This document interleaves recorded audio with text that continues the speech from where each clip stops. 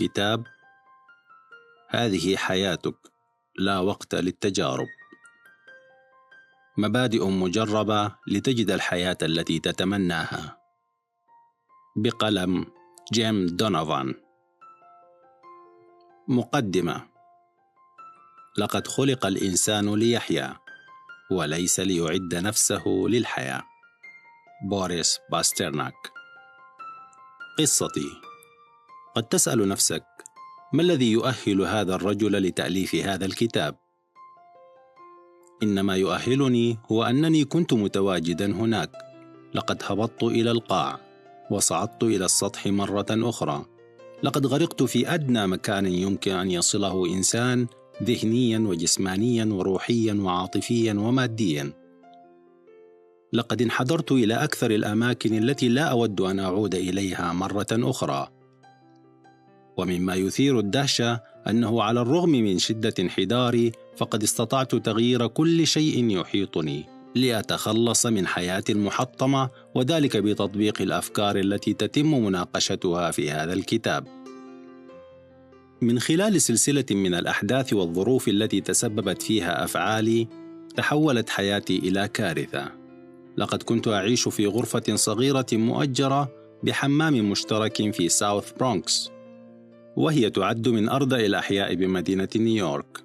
ولن أنسى أبدا الصراصير التي كانت لديها الجرأة حتى أنها لا تهرب عند إضاءة النور، بل على العكس، كانت تقف في أماكنها وكأنها تقول: ماذا تفعل في حمامنا؟ لقد كنت أدفع $45 إيجارا للحجرة بصعوبة، فما كنت أكسبه من نقود كنت أنفقه على الشراب، ولم يعد لدي أصدقاء، فبسبب ما أصبحت عليه لم يعد أحد يحتملني. كما تدهورت صحتي بسرعة رهيبة نتيجة لأسلوب حياتي وعاداتي الغذائية السيئة، ولقد شعرت بأن الله قد تخلى عني. وكما يقولون، فلقد انحدرت إلى القاع، فقمت ببيع ممتلكاتي ونمت في السيارات، وقضيت أياما دون تناول الطعام. كما تم طردي، إلى جانب تعرضي لجميع أنواع الإهانات التي ترتبط بمثل هذا الطراز من الحياة. أما الشيء الوحيد الذي لم أقم به فهو السرقة. إنني أتذكر إحدى أمسيات الربيع وأنا أسير في شارع برودواي في مدينة نيويورك، وبدلا من النظر إلى الأضواء المبهرة والسماء الساحرة، فلقد كنت أنظر إلى الأرض باحثا عن أي نقود حتى أستطيع شراء علبة سجائر. وكانت هناك أيام أسير فيها مسافات طويلة حتى أصل إلى أماكن يبيعون فيها السجائر دون علب، وكانت السيجارة تباع ب10 سنتات. نقطة تحول. لقد هبطت أخيرا إلى القاع، وانحدرت إلى أقصى مدى يمكنني تحمله، ووصلت للنقطة التي عندها قال لي شيء بداخلي: يجب أن يتغير ذلك الآن. ولقد كان حظي جيدا، لأن لدي والدين كانا يريدان تحملي وإعطائي فرصة أخرى، وإذا لم يكونا معي لكان قد انتهى الحال بي وأنا أحيا في حديقة عامة أو ما هو أسوأ من ذلك. إنني لست موقنا بالضبط ما هي نقطة التحول، ولكن كل ما أعرفه هو أنني عانيت من الألم بأقصى قدر أستطيع تحمله، كما أنني قد فكرت في الانتحار. فحياتي التي كانت في يوم من الأيام واعدة تحولت إلى كارثة. لقد بددت مهاراتي ومواهبي التي ولدت بها، ولقد قررت إما أن أتغير أو أموت. وفي الحقيقة في هذه المرحلة من حياتي لم يكن يهم بالنسبة لي أيهما أختار. وحينما كنت أعيش في غرفة في شقة والدي، صليت لله ودعوته أن يساعدني، ولم يمض وقت طويل بعد هذا الوقت المؤلم حتى وجدت نفسي في أحد برامج العلاج من إدمان الكحوليات، وكنت في طريقي نحو الشفاء في الوقت الذي اعتقدت فيه أن حياتي قد انتهت. ولكنني أعرف الآن أنها كانت مجرد البداية. لقد تلقيت الكثير من المساعدة والدعم في أشد أوقات حياتي قتامة. لذا إذا كنت تعاني من مشكلة خطيرة مثل الإدمان، فعليك بطلب مساعدة متخصصة، ولا تحاول الخوض فيها بمفردك. اتصل بأحد برامج الدعم أو طبيبك المعالج أو رجل الدين أو أي شخص مؤهل للمساعدة في هذه الأمور، فإن هذا الموقف يعد الخيار بين الحياة والموت، ولا يجب الاستخفاف به. إنني لم أقم بتأليف هذا الكتاب لاكتساب عطفكم أو للتأثير عليكم بمدى كفاحي، ولكنني أشارككم قصتي حتى تدركوا أنه مهما كان سوء الموقف فهناك دائما أمل. إن معظمكم ممن يقرأ هذا الكتاب لم يصل إلى نفس درجة الانحدار التي وصلت إليها أنا، فالكثير منكم لديه عمل وأسرته ومنزله، إلا أنني أعلم أنكم تواجهون بعض التحديات أيضا. وعلى الرغم من أن موقفكم الشخصي قد لا يكون في مثل خطورة موقفي، إلا أنه لا يقل عنه أهمية. ربما يكون أحدكم قد عانى من صعوبات مادية أو على وشك ترك وظيفته دون مستقبل، أو قد يشعر أحدكم بالقلق بسبب خفض العمالة، وهي كلمة حديثة للفصل من العمل دون أسباب واضحة. وقد تكون صحتك متدهورة، أو قد تعاني من سوء علاقتك بأفراد أسرتك. وقد يكون كل شيء في حياتك رائعا، ولكنك فقط تود أن يكون أفضل من ذلك.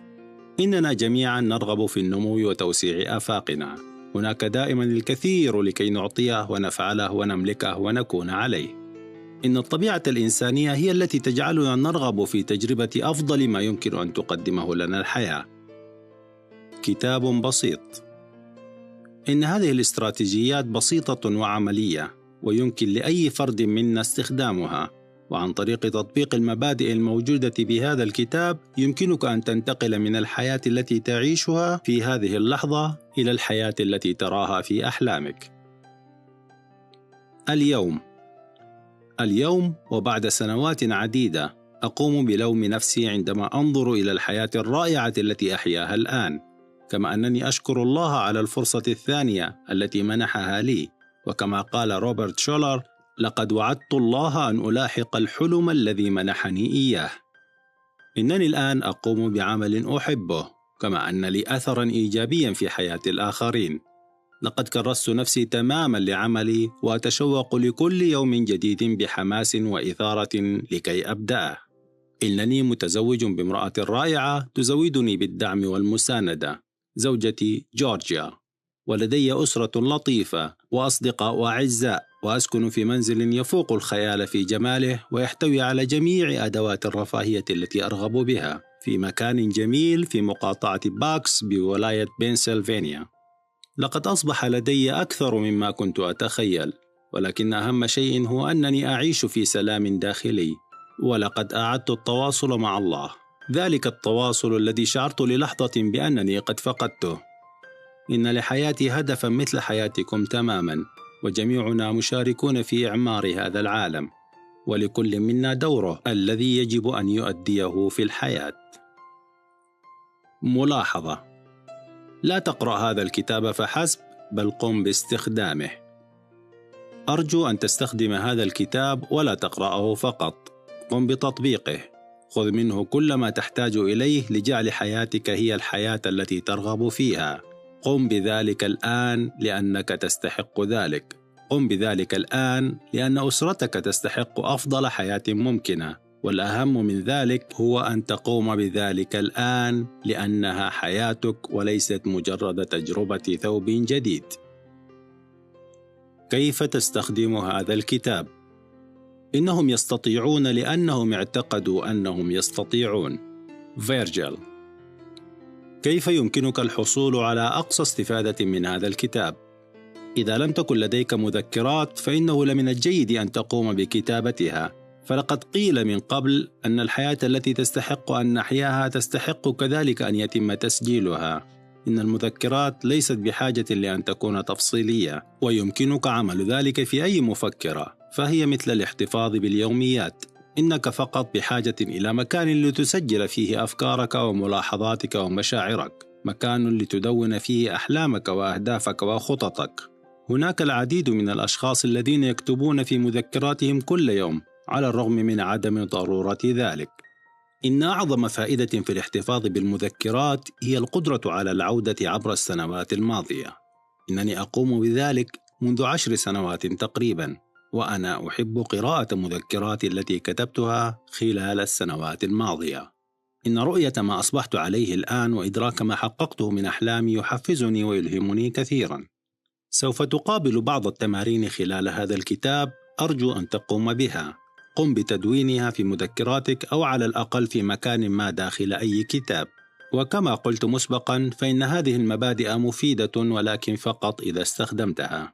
إنني أقترح أن تقرأ الكتاب كاملا ثم تقوم بالعودة مرة أخرى وقضاء بعض الوقت في عمل التمارين، وهنا تكمن الفائدة الحقيقية. قد تكون قادرا على قراءة جميع الكتب المكتوبة، ولكن إذا لم تقم بممارسة الأفكار فلن يتغير شيء، فمعظمنا يعرف ما يجب عليه عمله، والسؤال هو: هل نقوم بعمله فعلا؟ يمكنك تغيير حياتك. لا يهم من أين تبدأ أو مدى الانحدار الذي وصلت إليه، فيمكنك أن تحقق النجاح طوال حياتك. كما يمكنك تغيير حياتك كلها بحيث تكون أفضل مما أنت عليه. لقد كنت في القاع، وأنا أعلم بماذا يمكنك أن تشعر في هذه الحالة، كما أعرف أنك قادر على تغيير ظروفك. لقد فعلتها وشاهدت كثيرين غيري يفعلون ذلك. مبادئ مجربة. إن المعلومات الموجودة بهذا الكتاب ليست نظرية، فهي ليست مجرد مجموعة لطيفة من الأفكار، ولكنها مبادئ تمت تجربة فوائدها. فلقد تحدت هذه الأفكار عوامل الزمن، ولقد استخدمت هذه الأفكار والطرق بنفسي في حياتي الخاصة، ولقد وصلت إلي من أناس آخرين، وأنا أقوم بتوصيلها إليكم. لقد استخدمت هذه الأفكار لعمل تغييرات هائلة في حياتي، وأعلم أنها مفيدة، وما دامت مفيدة بالنسبة لي فسوف تكون كذلك بالنسبة لكم. لقد قمت بتعليم هذه الطرق في حلقات الدراسة وورش العمل، ورأيت النتائج التي يحصل عليها الناس عندما يقومون بتطبيقها. الأمر يرجع إليك. إذا أردت تحقيق النجاح مدى الحياة فإنك تستطيع، ولكن أنت فقط من يستطيع ذلك. إنني لا أستطيع تغيير حياتك، ولا يوجد كتاب في العالم يمكنه أن يغير حياتك، ففي النهاية الأمر يرجع إليك. لا تأخذ ما هو موجود بالكتاب على أنه أمر مسلم به. عليك بالعمل من خلال الأفكار واختبارها والبحث فيها. فإذا ما وجدت أي شيء يتضاد مع معتقداتك فإن عليك تركه. عليك بأخذ ما يفيدك، فإنها حياتك، وأنت تستحق أن تجعل حياتك أفضل ما تكون، وتستحق أن تحصل على الحياة التي تحلم بها، وتستحق النجاح مدى الحياة. استعد، ابدأ، انجح. قم بربط حزام مقعدك، لأنك سوف تبدأ في رحلة مذهلة، فهي مثيرة وملهمة وهائلة وقوية، وسوف تستمر في التحسن إلى الأبد. استمتع برحلتك والتجارب التي تقدمها لك الحياة. ابدأ الآن في عيش الحياة التي تحلم بها. ماذا تنتظر؟ بعد كل ما قيل وما تم عمله فإن ما قيل أكثر مما تم عمله. مجهول. قم بذلك الآن. أيا كان ما تؤجله قم به الآن. إنها حياتك وليست مجرد تجربة ثوب جديد. ما الذي ترغب فيه دائما ولكن ولسبب غير محدد لا تصل إليه؟ إنني أشير إلى الرغبات الصغيرة وليس الأهداف الكبيرة مثل الزواج أو تأسيس عمل خاص بك. بالنسبة لي لقد كانت أشياء مثل السباحة مع الدولفين وركوب طائرة شراعية تمثل بعض رغباتي، وعلى الرغم من أنها ليست إنجازات كبيرة إلا أنني ما زلت لسبب ما أقوم بتأجيلها منذ سنوات. لماذا نتعامل مع حياتنا وكأننا سنعيش إلى الأبد؟ في الحقيقة إن حياتنا على الأرض ليست إلا لحظة من عمر الزمن. فإذا ما قارنت عمرنا ولو كان 100 سنة بعمر هذا الكوكب فسوف تعرف أننا هنا للمحة من الزمن. ما الذي تؤجله؟ ما الأشياء التي ترغب في تجربتها دائما ولكنك تقوم بتأجيلها لأنك تعتقد أن لديك كل الوقت فيما بعد؟ قم بقراءة صفحة الوفيات في جريدة اليوم لتعرف أن كل شخص ممن تجد أسماءهم بها كانوا يعتقدون أن لديهم يوما جديدا. إنني لا أقصد أن أزعجك، ولكنني أريد أن أصدمك بالواقع لتدرك أن الأمر كذلك. إنها حياتك، حياتك ثمينة. لا تستخف بحياتك، عليك أن تعيشها الآن. هل رغبت دائما في السباحة في الهواء، أو زيارة الأهرام، أو السباحة مع دولفين، أو رؤية شلالات نياجرا؟ أيا كان ما كنت ترغب فيه وتؤجله، قم بعمله الآن. اصنع خطة وحدد ما تحتاجه لتستعد لذلك. عليك بمعرفة التكاليف والبدء في التنفيذ. عندما بدأت في تأليف هذا الكتاب لم أكن قد جربت الطيران في طائرة شراعية، على الرغم من أنني كنت أرغب في ذلك كثيرا، ولم يكن هناك سبب منطقي لعدم قيامي بذلك، ولكنني كنت أؤجلها ليوم آخر. اليوم الآخر هو الآن. إنني سعيد لأن أقول ذلك الآن بينما أقوم بوضع اللمسات النهائية على هذا الكتاب. لقد قمت بتجربة الإبحار في الهواء. لقد قررت أن آخذ بنصيحتي وأجعل اليوم الآخر هو الآن، ولقد كان الأمر رائعا وفي منتهى البساطة. وكل ما كنت بحاجة إليه هو البدء في العمل. أجب عما يلي في مذكراتك. ما الذي ترغب فيه باستمرار؟ ما الاستعدادات التي تحتاج إليها؟ ما هو موعد تحقيق الهدف؟ حياة من هذه؟ إن الناس يموتون وموسيقاهم ما زالت بداخلهم. رالف والدو إميرسون. حياة من التي تعيشها؟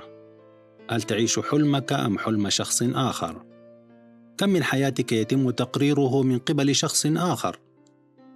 هل التحقت بوظيفة لا تحبها لأنها كانت متوقعة منك؟ هل ترتبط بأنشطة بدلاً من تركها، وذلك لأنها مجرد جزء من دورك كأب أو أم، ابنة أو ابن، زوجة أو زوج، أو صديق؟ ماذا عنك؟ هل رأيك لا يهم؟ إنه ليس منطقياً فقط، ولكن من الصحي ذهنياً أن تقوم أنت بتوجيه حياتك. إذا كنت في مهنة لا تحبها، فحاول أن تسأل نفسك السؤال التالي: إذا كنت سأبدأ حياتي المهنية من جديد، فما الذي كنت سأختاره؟ بعض الأشخاص يتقاعدون، ولأنهم يستطيعون عمل ما يريدون فإنهم يبدأون مجالا جديدا، وعندها يقومون بعمل ما يحبونه، وكثيرا ما يحققون نجاحات هائلة. الشهرة بعد المحاولة الثانية. قد لا تتذكر أن الممثل كارول أوكونر الذي قام بأداء دور آرشي بانكر في الكل في الأسرة، ثم لعب دور رئيس الشرطة الضخم في حرارة الليل، كان مدرسا في مدرسة ثانوية حتى بلغ 40 من عمره. وعلى الرغم من أن مهنة التدريس هي مهنة نبيلة، إلا أن أعظم قدراته على العطاء للإنسانية كانت من خلال مواهبه في التمثيل. ولحسن حظنا نحن الذين استمتعنا بمواهبه، فإنه اتبع خطاه وأصبح ممثلا. ومثال آخر على تغيير المهنة والتحول لمسار آخر هو الممثلة الكوميدية فيليس ديلر. لقد كانت عاملة نظافة حتى سن 37، وبالمصادفة اشتعلت قدراتها غير المستخدمة عند قراءة كتاب سحر الإيمان بقلم كلاود بريستول. ومن المثير للدهشة أن ليبراس عازف البيانو الشهير قد استخدم الاستراتيجيات الموجودة بهذا الكتاب، وساعدته في نجاحه الباهر وتكوين ثروته الهائلة. تحمل مسؤولية حياتك. إنك مدين بإدارة حياتك لنفسك. إنني لا أقترح أن تخرج وتغير كل شيء بين عشية وضحاها، ولكن يمكنك البدء في توجيه حياتك في الاتجاه الذي تريده. على سبيل المثال، إذا كنت ترغب دائما في أن تصبح ممثلا أو ممثلة، ولكن لديك مسؤوليات مادية تتطلب منك الالتحاق بوظيفة حقيقية، فيمكنك إشباع احتياجاتك للتمثيل بالالتحاق بالمجموعات المسرحية المحلية. فالعديد من المشاركين في هذه المسارح لديهم وظائف أخرى عادية بدوام يبدأ من 9:00 وحتى 5:00 من يوم الاثنين وحتى الجمعة، وهم مدركون أن لديهم متنفسا لإبداعاتهم الكامنة يجدونه في عطلة نهاية الأسبوع. إذا كنت تستغلين وقتك لأداء دورك كزوجة وأم، فيمكنك استغلاله بعض الوقت لنفسك، ولتحقيق أحلامك. يمكنك الترتيب مع زوجك لرعاية الأطفال بينما تقومين برعاية احتياجاتك. إن اهتمامك بنفسك ليس أنانية، فإن الكتب المقدسة تدعونا كي نحب جيراننا كما نحب أنفسنا، ولم تقل بدلا من أو أكثر من أنفسنا. اسمح لنفسك بمعاملة ذاتك على أنك شخص متميز، وابدأ ذلك بتخصيص بعض الوقت لعمل الأشياء التي تريد عملها لنفسك. إذا كنت في وظيفة لا تحبها على الإطلاق، فابدأ في عمل خطة تسمح لك بالتغيير. قد تكون بحاجة للتمرين على وظيفة أخرى. إنني أعرف الكثير من الممرضات اللاتي عندما أدركن أنهن يقضين وقتا في ملء البيانات أكثر من الوقت الذي يقضينه مع المرضى، بدأن في العمل بمجالات أخرى مثل العلاج بالتدليك، ولقد أشبع ذلك حاجاتهن للعمل مع الناس بشكل مباشر. الفصل الأول: الرضا والسلوك. إن أقصى حريات الإنسان هي أن يختار الشخص سلوكه في مجموعة من الظروف المحيطة به. فيكتور فرانكل.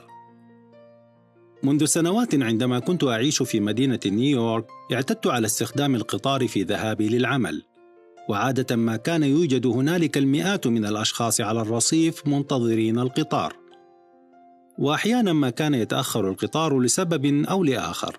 ولقد اعتدت على مشاهدة بعض المسافرين الذين يصابون بالقلق والتوتر، وكأنهم بذلك سيجعلون القطار يأتي إليهم. جميعنا قد رأى هذا النموذج من الأفراد، والذي يبدأ في السير على الرصيف جيئة وذهابا ناظرا إلى ساعته، ثم يمد رقبته وينظر عبر المحطة حتى يرى إذا كان القطار قادما، وكأن ذلك سيجعل القطار يصل. وبعد فترة يرتفع ضغط دمه، وقد تستطيع رؤية أوردة رقبته وهي نافرة. ولقد لاحظت أنه مهما بلغ توتر هذا الشخص فإنه لن يجعل القطار يأتي بسرعة. إن سيره وتوتره لا يؤثران إطلاقا على القطار. كل ما حدث هو زيادة شعوره بالضغط، ومن الواضح أن هذا الشخص لا يستطيع تغيير الموقف، وكان من الأفضل أن يتقبل قلة حيلته بشأن هذا الموقف ببساطة. إن الهدف من القصة هو أنه على الرغم من عدم قدرتنا على تغيير العديد من المواقف، إلا أننا نستطيع تغيير نظرتنا إليها ومدى تأثيرها علينا. كم منا سيكون مثل هذا الشخص ويسمح لموقف خارج عن سيطرته يؤثر عليه ويتسبب في تدمير مشاعره؟ الرضا. إن الرضا هو أول مفاتيح النجاح الدائم في الحياة. فالرضا يعني أن نقبل أنفسنا وظروفنا والعالم من حولنا كما هو، وليس كما نرغب أن يكون. ويعني أيضا التخلص من الهروب والإنكار، وأن نصبح أمناء مع أنفسنا. كما يعني تحليل الموقف وتقبل ما لا يمكننا تغييره أو السيطرة عليه. ويعني أن نمتلك الشجاعة على تغيير الأشياء التي لدينا القدرة على تغييرها. كما يعني أن نكون حكماء حتى نعرف الفرق بين الموقفين. هناك دعاء رائع، دعاء السكينة، الذي يذكرنا بأن نكون أكثر رضا. اللهم ألهمني السكينة لتقبل الأشياء التي لا أستطيع تغييرها، والشجاعة لتغيير الأشياء التي أستطيع تغييرها، والحكمة لكي أعرف الفرق بينهما. الإنكار. إنني هنا أتحدث عن أي موقف نقوم فيه بخلق أعذار لأنفسنا. على سبيل المثال، عندما يكون وزنك زائدا بمقدار 50 رطلا، وتقوم أنت بالتماس العذر لنفسك على أن عظامك كبيرة. هل عظامك كبيرة بالفعل؟ أم أن وزنك زائد من الإفراط في تناول الطعام وعدم ممارسة الرياضة؟ تقبل نفسك على ما أنت عليه الآن، سواء كنت جيدا أو سيئا. كن صريحا مع نفسك واعترف بمكانك الحقيقي. أنا لا أقترح عليك تجاهل إنقاص وزنك إلى معدل معقول وأكثر صحة، ولكني بكل بساطة أقترح عليك أن تتقبل حالتك الراهنة أولا والاعتراف بها. إن الأشخاص الذين تغلبوا على مشاكل إدمانهم للكحوليات أو العقاقير أو الأطعمة أو المقامرة تعلموا أولا الاعتراف بمشاكلهم وتقبلها، فهذا القبول يشير إلى رغبتك في حل المشكلة، والذي بدوره سيمنحك القدرة على تغييرها. اعترف بأنك من أوجدت موقفك الحالي، سواء بوعيك أو بدونه، وتحمل مسؤوليته وكن راغبا في تغييره.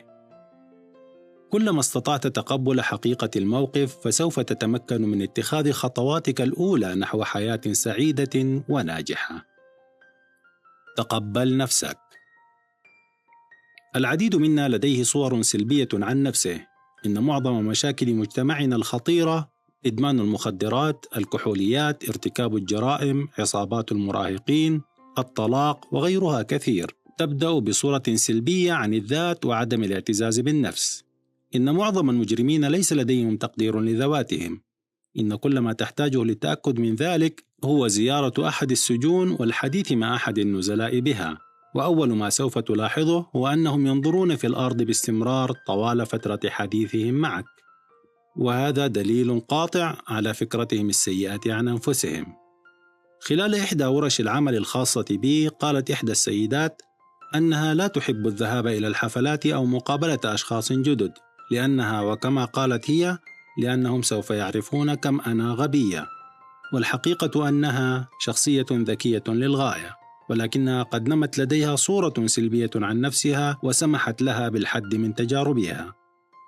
إن لويز هاي مؤلفة الكتب الأكثر مبيعاً اقترحت أن نعمل على الإقرار بتقبل أنفسنا وتكرار عبارة إنني أتقبل نفسي، وأنا أحفزك على تجربة ذلك مع نفسك، خاصة إذا كانت لديك صورة سلبية عن ذاتك. إذا أردت أن تحصل على قراءة سريعة لمستوى اعتزازك بنفسك فعليك بالوقوف أمام المرآة وقول إنني أتقبل نفسي، ولا تندهش إذا ما جعلك ذلك تشعر بالخوف أو عدم الراحة. لقد رأيت أشخاص ينفجرون في البكاء عند أداء هذا التمرين، ولكن مع الاستمرار على عمل هذا التمرين سوف تلاحظ خلال الوقت أن هناك تغييرات في كيفية شعورك تجاه نفسك وحياتك بوجه عام. إن لويز تقترح أن تقول وتكتب وتغني هذه الكلمات من 300 إلى 400 مرة يومياً. تمرن على تقبل الشكر من الآخرين بدلاً من مسح المجاملة بكلمات مثل لا داعي لذلك، فلقد كان الأمر بسيطاً. إنك تستحق المجاملات، إنك تستحق الحب، إنك تستحق السعادة. تذكر ذلك، فإن الله لم يخلقنا دون فائدة. من المفيد أن تتذكر دائماً أنه على الرغم من أنك لن تصبح مثالياً أبداً، إلا أنك يمكن أن تصبح أفضل مما أنت عليه الآن. بالنسبة لي فإنني دائماً ما أحببت مبدأ أن حياتي عمل فني في تقدم مستمر. فمثل الفنان الذي يعكف على رسوماته يمكنني العمل على مناطق مختلفة من حياتي. إنني أتغير وأنمو وأتطور وأصبح أكثر دقة طوال الوقت، وبالطبع ذلك لن يكتمل أبداً، فالحياة عبارة عن تغير ونمو دائمين. وبتحديد المناطق التي تريد تغييرها في حياتك فإنك تكون على طريق البناء لنجاحك الدائم، وفيما بعد سوف تطور خططاً محددة لعمل التغيير. ولكن بالنسبة للوقت الراهن فإن عليك ببساطة تحديد ما ترغب في تغييره. ولكي تكون أكثر وضوحاً بشأن التغييرات التي ترغب في إجرائها أكمل التمرين التالي. تمرين الرضا. ارسم على ورقة 6 صناديق. انظر إلى الشكل رقم 1 واكتب عليها كما هو موضح أكبر 6 مجالات في حياتك: الأسرة، الاجتماعيات، الحياة المهنية، الصحة، اللياقة، الروحانيات والعواطف، الحالة المادية، ثم المجال الذهني التعليمي. في كل صندوق اكتب الشيء الذي تحب تغييره أو العمل على تحسينه. على سبيل المثال، إذا كنت زائد الوزن ولديك تحديات صحية فقم بتدوين ذلك في الصندوق المكتوب عليه الصحة اللياقة. أو إذا كان دخلك ليس كما ترغب فاكتب زيادة الدخل في صندوق الحالة المادية. غالبا سوف يكون لديك شيء في كل صندوق، لا بأس في ذلك، وتذكر أننا جميعا في حالة تطور مستمر. السلوك. إن المفتاح الثاني للنجاح مدى الحياة هو السلوك. إن سلوكك يؤثر على كل شيء في حياتك، فكيف يكون سلوكك؟ هل أنت من الأشخاص الذين يلومون الظروف الخارجية على مشاكلهم؟ هل تعيش في حالة ذهنية سلبية معظم الوقت؟ لا أعتقد ذلك، فمثل هؤلاء الأشخاص لن يفتحوا مثل هذا الكتاب. وعلى الرغم من إيجابيتك معظم الوقت، فسوف تكون هناك أيام تشعر فيها بالسلبية، وعلى الرغم من كون ذلك لا يضر لبعض الوقت، فإن السلوك السلبي لفترات طويلة له عواقب مدمرة. إن السلوك السلبي يقيد مبادراتك ويدمر مبادئك. إن السلوكيات التي تجعلك تقول وماذا في ذلك أو ومن يهمه ذلك تمنعك من عمل الأشياء التي سوف تساعدك على بناء الحياة التي ترغب فيها لنفسك ولأسرتك. ماذا يحدث؟ إليك كيفية تسبب السلوك السلبي في الحد من قدراتنا إلى الأبد. في إحدى نقاط انحداري في حياتي الخاصة كنت دائما ما أقول وماذا في ذلك؟ وما الفائدة؟ ولقد شعرت بأنني تجمدت بمكاني بسبب ظروف خارجة عن إرادتي، وأصبحت ألوم العالم على حالتي. لقد عرفت أنني في القاع، لذا فلماذا أهتم؟ إن المشكلة كما تعلمت من خلال الآلام العاطفية التي واجهتها هي أن هناك دائما نقطة أكثر عمقا يمكننا الغرق والهبوط إليها. وكلما استمر السلوك السلبي ولومي الدائم تأزم موقفي أكثر. وعندما رغبت في تحمل مسؤولية حياتي والتوقف عن اللوم والنظر فيما هو جيد وإيجابي، أصبحت قادرا على جعل كل الأمور تسير في صالحي. إن السلوك السلبي يجعلنا عالقين بدون حراك، وذلك يمنعنا من الانضباط الذي نحتاجه لتحسين حالتنا. إذا تبنيت طريقة وما الفائدة بشأن ظروفك، فسوف تسوء ظروفك أكثر. إنه لمن الضروري أن تغير السلوك السلبي وتتعلم أن تصبح شخصاً إيجابياً. استخدم المبادئ والطرق والأفكار الموجودة بهذا الكتاب لمساعدتك. الامتنان. إن أسرع وأسهل طريقة عرفتها لتحويل السلوك السلبي إلى إيجابي هي تنمية الشعور بالامتنان. قد ترغب في الاحتفاظ بمفكرة للامتنان، والتي يمكنك فيها عمل قائمة بالأشياء التي تشعر تجاهها بالامتنان في حياتك. من المستحيل أن تكون ممتناً وفي نفس الوقت لديك شعور بالشفقة على نفسك. إن أكثر السلوكيات السلبية نابعة من الشفقة على النفس وحديث النفس كم أنا مسكين.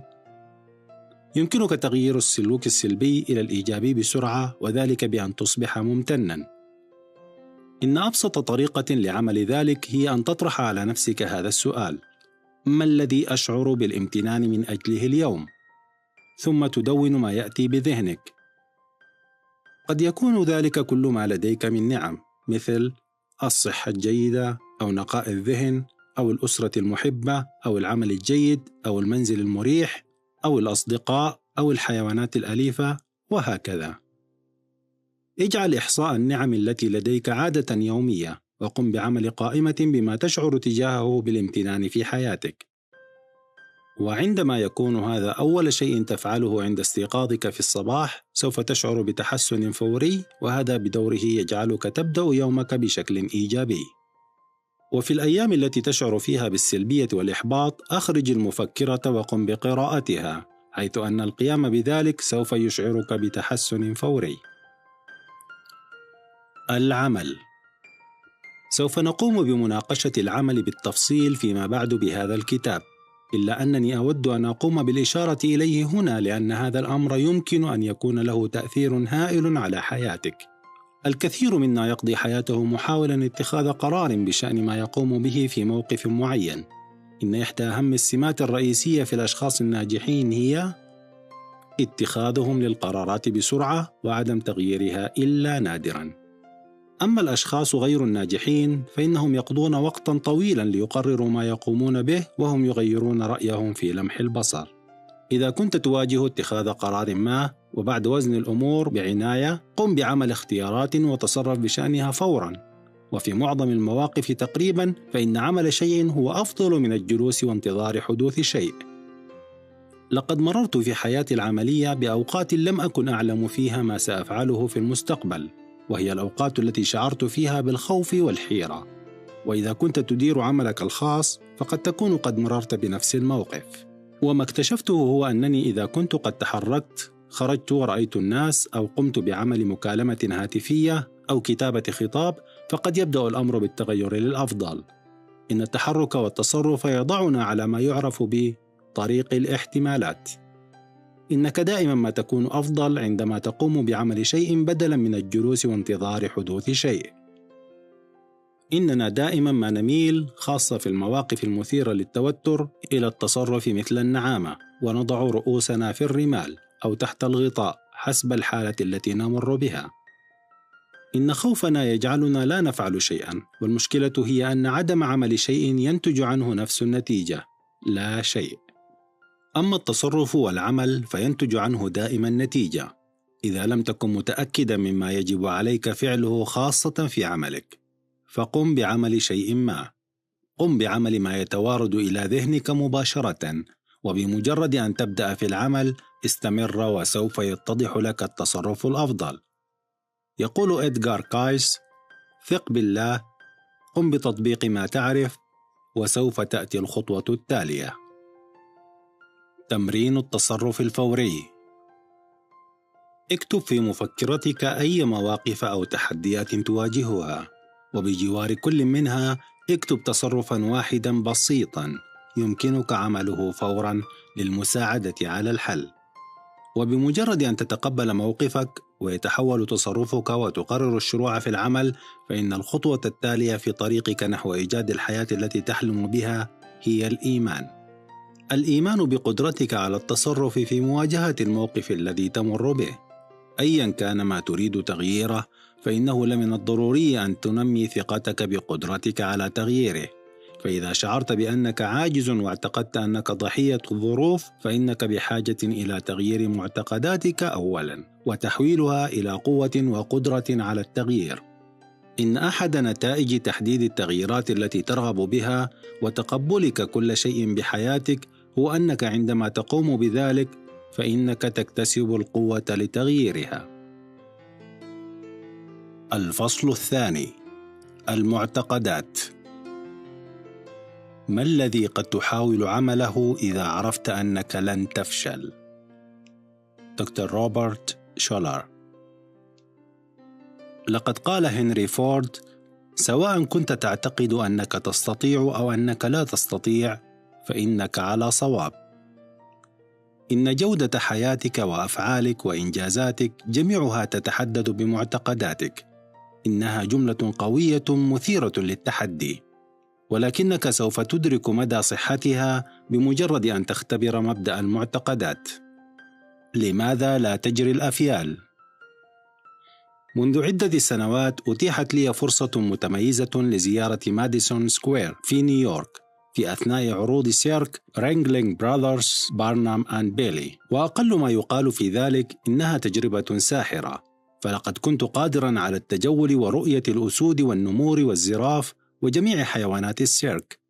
وبينما كنت أمر على الأفيال توقفت فجأة وشعرت بالحيرة، لأن هذه الحيوانات الضخمة يتم الإمساك بها عن طريق حبل صغير مربوط بإحدى ساقيها الأماميتين، فلا سلاسل ولا أقفاص. لقد كان من الواضح أن الأفيال يمكنها في أي وقت الفكاك مما يربطها، ولكن لسبب ما فإنها لا تفعل. ولقد رأيت مدربا يقف هناك فسألته: لماذا تقف هذه الحيوانات الجميلة الساحرة ولا تحاول الهرب؟ فقال لي: حسنا، عندما كانت هذه الأفيال صغيرة جدا كنا نستخدم نفس المقاس من الأحبال لربطها، فهو كاف في هذه السن للإمساك بها. وعندما تكبر فإنها تظل معتقدة أنها غير قادرة على الهرب، فهذه الأفيال تعتقد أن الحبل ما زال بإمكانه الإمساك بها، لذلك فإنها لا تحاول التحرر أبدا.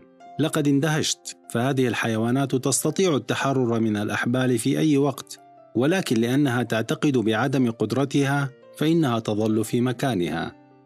إنني لا أؤيد هذه المعاملة القاسية للحيوانات، بل على العكس، فإننا عندما نعامل كل الأشياء الحية على أنها ذات قيمة، عندئذ فقط سوف نستطيع تقدير أنفسنا.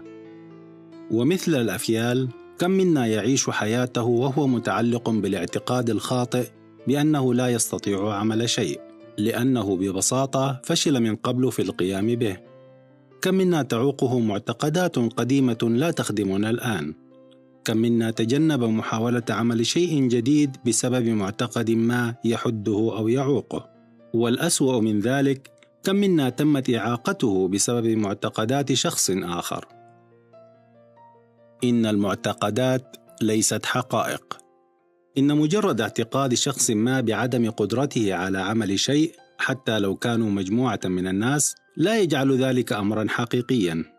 عليك أن تحرص على عدم خلط المعتقدات بالحقائق، فلقد اعتاد الناس على الاعتقاد بعدم قدرتهم على الجري مسافة ميل في مدة تقل عن 4 دقائق، حتى أتى الرجل الذي يدعى روجر بانستر وقام بها وأثبت خطأهم. واليوم فإن تلاميذ المدارس الثانوية يكسرون زمن 4 دقائق للميل. وفي وقت ما كان الجميع يعتقد أن العالم مسطح، فهل هذا الاعتقاد جعله كذلك؟ بالطبع لا. ولكن قبل أن يأتي رجل يدعى كريستوفر كولومبوس كان ذلك معتقدا راسخا. وبالمثل فإنه قبل أن تأتي لويس باستر كان معظم الناس لا يعتقدون بوجود الميكروبات والبكتيريا، وذلك لأنهم لا يستطيعون رؤيتها. وعليك أن تحذر من المعتقدات العالمية والإثباتات الاجتماعية. عندما يتفق الناس على شيء فإنه يفترض أن يكون حقيقيا، ولقد أخبر الناس أورفيل وويلبر رايت بأنهما مجنونان، فالإنسان لم يخلق للطيران. صحيح، كذلك السيارات لن تحل محل العربة التي يجرها الحصان. قد تسأل عن هذه النقطة: ما علاقة كل هذا بحياتي وبنجاحي الدائم في الحياة؟ حسناً، إن ذلك يرتبط تمام الارتباط بك وبنجاحك الدائم في الحياة. إن المجهود الذي تبذله والنتائج التي تحققها ترتبط ارتباطاً وثيقاً بمعتقداتك. وكما قال نابليون هيل، وهو مؤلف كتاب فكر وكن ثرياً Think and Grow Rich، إن أي شيء يمكنك التفكير فيه والاعتقاد به يمكنك تحقيقه. عليك الحذر من المعتقدات التي تعوقك. إذا كان لديك عملك الخاص ولديك اعتقاد يعوقك، وهو أنك لست جيداً في المبيعات، إن هذا المعتقد شائع ويعتنقه الكثير ممن لا يمتهنون مهنة المبيعات، فإن المجهود الذي تبذله لن يبرز قدراتك الحقيقية، وسوف تحصل على أقل النتائج المرغوب فيها. دعونا ننظر إلى هذه الفكرة عن قرب. إن معظم الناس يتفقون على أن القدرات البشرية غير محدودة، فلماذا لا نرى ذلك في حياتنا؟ والمشكلة والسبب في أن الناس لا يظهرون قواهم غير المحدودة هو أن أفعالهم محددة بمعتقداتهم التي تعوقهم. وبسبب مثل هذه المعتقدات فإننا نطرق جزءاً صغيراً فقط من إمكانياتنا، والتي بدورها تتسبب في جعلنا نقوم بأفعال محدودة تنتج عنها نتائج محدودة أيضاً.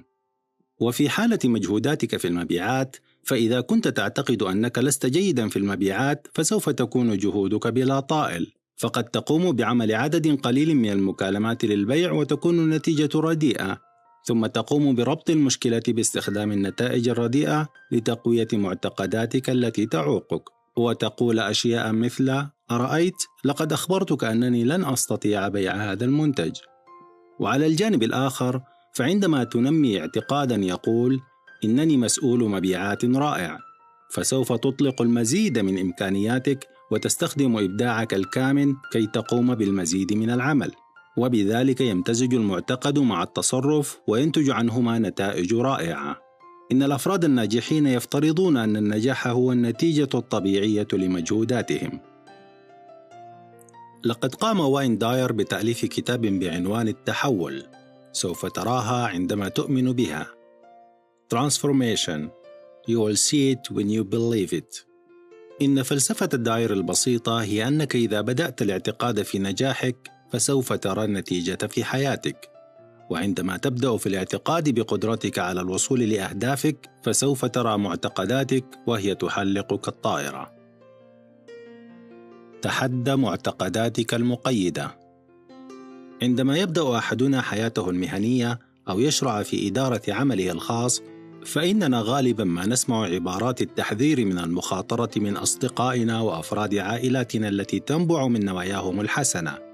كثير منا قد سمع عبارات من قبيل: إنك لن تستطيع عمل ذلك، هؤلاء هم سارقو الأحلام، والذين بسبب معتقداتهم العائقة يحاولون تثبيط عزيمتك خلال سعيك لتحقيق أحلامك.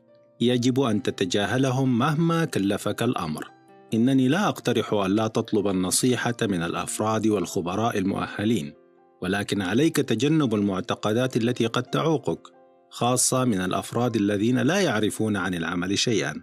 عليك أن تتحدى مثل هذه المعتقدات من خلال التشكيك بها والبحث فيها، فإذا ما بدأت البحث والتفكير في معتقد فسوف تضعفه، وكلما بحثت في معتقداتك المقيدة أضعفت هذه المعتقدات. إنه مثل كسر أحد أرجل المقعد، وبمجرد إضعاف أحد الأرجل فإن المقعد يفقد توازنه ويسقط. كلنا نبيع. فكر في الماضي عندما قمت بترويج أحد أفكارك وإقناع الآخرين بها. إننا نبيع طوال الوقت، فيجب أن تبيع أفكارك لزوجتك وأطفالك وموظفيك وحتى الذين يدينونك. قد تكون أثناء طفولتك قد بعت بعض البسكويت أو اشتراكات أحد المجلات لكي تزيد من أموال فريق مدرستك، وعلى الرغم من كون ذلك لمدرستك فإنه يعد بيعاً أيضاً. وبمجرد إدراكك أنك بالفعل مندوب مبيعات جيد، فإنك بذلك قد أضعفت المعتقد القديم واستبدلت به معتقداً قوياً جديداً. ابحث عن مراجع لدعم وتعزيز المعتقدات الجديدة التي ترغب في تنميتها. ومثل المقعد، فإنك تستطيع تقوية معتقداتك بإضافة المزيد والمزيد من الأرجل لها. ابحث عن الأشخاص الذين أنجزوا وحققوا ما تريد تحقيقه، واكتشف ما قاموا به واجعلهم نموذجاً لك لتحتذي بهم. تذكر الأوقات الماضية التي كنت فيها ناجحاً، واستخدم هذه التجربة لتحفيزك ودفعك للأمام. إذا كان تحديك في المبيعات، فعليك قراءة كتب تتعلق بالمبيعات والاستماع إلى شرائط وحضور حلقات تعليمية عن المبيعات. قم بتقوية مواهبك في المبيعات حتى تستطيع تقوية معتقداتك، وأيا كان ما تفعله فعليك ألا ترضخ للمعتقدات المقيدة. تصرف كما لو. هناك طريقة تسمى تظاهر بها حتى تفعلها، وهي طريقة ناجحة. إنني لا أقترح أن تخدع الناس بمظهرك، ولكنني أقترح أن ترى نفسك ناجحا. تخيل نجاحك، انظر إلى نفسك بعين عقلك وأنت تبيع وتحقق أهدافك. أكد مرارا وتكرارا على أنك ناجح، واكتب ذلك يوميا. بالطبع عليك أن تحرص على القيام بالتصرفات المناسبة، فإن الإيمان بدون عمل لا يفيد. التهيئة الذهنية. تذكر أن عقلك الباطن لا يعرف الفرق بين الحقيقة والخيال، فقبل أن تجري أي مكالمة للمبيعات استغرق دقيقة وقم بتجربة المشهد مثل الممثلين والرياضيين. قل لنفسك: إنني مندوب مبيعات رائع. كرر ذلك كثيرا، خاصة قبل إجراء المكالمة مباشرة، وشاهد الصفقة تتم. شاهد النجاح واشعر به، وسوف تندهش من النتيجة. لا تأخذ كلامي وتسلم به، عليك أن تجرب، فليس لديك ما تخسره، ولكن لديك كل شيء لتكسبه. إيد والسيارة. هناك مثال لطيف لهذه الفكرة أخبرني به صديقي إيد. فلقد أنهى إيد مؤخرا برنامجا تدريبيا للمبيعات كان يحضره، حيث تعلم أنه لكي يصبح في أفضل حالة ذهنية وبدنية قبل التحدث إلى عميل جديد، فإن عليه أن يدور حول سيارته عدة مرات. ولقد كان إيد متحفزاً لتطبيق ما تعلمه وقام به قبل مقابلة العميل الجديد. ولقد مر الاجتماع بشكل جيد، وأحب العميل إيد وأسلوبه في التقديم، ووافق على استئجار شركة إيد. وبينما كان الرجل يودع إيد خارج المبنى، التفت إليه قائلاً: إيد، إن لدي سؤالاً واحداً. إنني بالفعل أعجبت بك وبأسلوبك في العرض، وشعرت بأن العمل مع شركتك سيكون أمرا جيدا، ولكنني أتساءل: لماذا كنت تدور حول سيارتك في ساحة الانتظار؟ إن نافذة مكتب هذا الرجل تطل مباشرة على المكان الذي أوقف فيه إيد سيارته، ولقد شاهده وهو يدور حولها عدة مرات. لقد شعر إيد بالخجل وأخبره بالقصة، وضحك الاثنان، واكتسب إيد صديقا وعميلا جديدا. لا تفعل مثل الأفيال. لقد قيل دائما إن ما تعتقده بيقين يمكنك تحقيقه. لا تكن مثل الفيل التعيس وتعيش حياتك مقيدا بسبب المعتقدات المثبطة التي نميتها عبر السنين الماضية. تحمل مسؤولية حياتك وعشها لأقصى درجة تستطيعها، فإنك تستحق الأفضل. من أين تأتي المعتقدات؟ مثل ما يحدث مع الأفيال، فإننا نرتبط بمعتقداتنا وبما تكيفنا عليه، وكثيرا ما تكون هذه المعتقدات نابعة من الآخرين وليست معتقداتنا الشخصية، وهي تنبع من الآباء والمدرسين وأقراننا في مراحل نمونا المختلفة. لقد لازمني اعتقاد خاطئ بعدم قدرتي على الرسم، فقد كانت معلمة الرسم بالمدرسة لا تعجبها الرسومات التي قمت برسمها، فأخبرتني أنني لا أتمتع بأي موهبة فنية. وللأسف فلقد صدقتها معظم حياتي، وكنتيجة لذلك فإنني لم أستمتع بالرسم بعد ذلك. ولكن منذ عدة سنوات مضت استطعت أن أثبت عدم صحة هذا الاعتقاد، وذلك بمساعدة كتاب بعنوان Drawing on Artists Within بقلم بيتي إدواردز، ولقد أثبتت فيه أن أي شخص يمكن أن يتعلم الرسم جيدا. ولقد وصلني نفس الاعتقاد السلبي بالنسبة لقدرتي على الغناء، وقد أتمكن في يوم ما أن أغيره أيضا. إذا رأيتني في إحدى حلقاتي الدراسية المقبلة ورأيت معي فرقة موسيقية فسوف تعرف السبب. ولحسن الحظ بالنسبة لي فلم يخبرني أحد أنني لا أستطيع تأليف الكتب. محطمو الأحلام. عادة وبدون وعي أو قصد يقوم أصدقاؤنا وأفراد أسرنا بترسيخ معتقدات مدمرة بداخلنا. على سبيل المثال، عندما يناقش معظمنا مسألة إدارة أعمالنا الخاصة يتم الرد علينا بعبارات مثل لن يمكنك عمل ذلك، أو لن تستطيع التقدم فيه، أو إنها مخاطرة كبيرة، عليك بالحفاظ على أموالك. وعلى الرغم من أن نوايا هؤلاء الأشخاص حسنة، فهم يحاولون حمايتنا من الشعور بالأسى والفشل، إلا أنهم عن غير قصد يحطمون من اعتزازنا بأنفسنا ويحدون من قدراتنا على النجاح. ولهذا فإنه لمن الجيد أن تكون حذراً بشأن الأشخاص الذين تشاركهم أحلامك، خاصة في البداية. إذا كنت تبدأ عملك الخاص فاحذر من محطمي الأحلام. كما أن هناك مجموعة أخرى من الأشخاص الذين عليك تجنبهم، وهم الأشخاص ذو النوايا السيئة الذين يحاولون تثبيط عزيمتك، لأن نجاحك سوف يضطرهم إلى النظر إلى أنفسهم وسيبرز فشلهم. تجنب كل هذه الأصوات السلبية. اقترب من الناجحين. ماذا عن معتقداتك القوية الجديدة؟ كيف تقوم بتعزيزها؟ ويمكنك إيجاد المراجع لدعم مبادئك الجديدة. إن أحد أسباب نجاح برامج 12 خطوة لعلاج الإدمان هو أن الأعضاء الجدد يرون أشخاصاً آخرين قد نجحوا في تغيير سلوكهم والتغلب على الإدمان. إذا كنت ترغب في تغيير اعتقاد سلبي حول شكلك العام على سبيل المثال، فعليك بالبحث عن الأشخاص الذين نجحوا في تغيير شكلهم الجسماني وتعلم ما قاموا به. قم بالكشف عن معتقداتهم وأفعالهم وخططهم التي ساعدتهم على النجاح، واجعلهم نموذجاً تحتذي به. تغيير معتقداتك. إن سبب نجاح كل من ينجحون يرجع إلى إيمانهم بتحقيق النجاح في أي شيء يقومون به، كما أنهم يتوقعون النجاح ويفترضون أنه النتيجة الطبيعية لجهودهم. إنهم يخططون ويؤكدون ويتخيلون النجاح. إن الخطر الحقيقي الذي يكمن في الاعتقاد المقيد هو أنه سوف يمنعك من مجرد المحاولة في المقام الأول.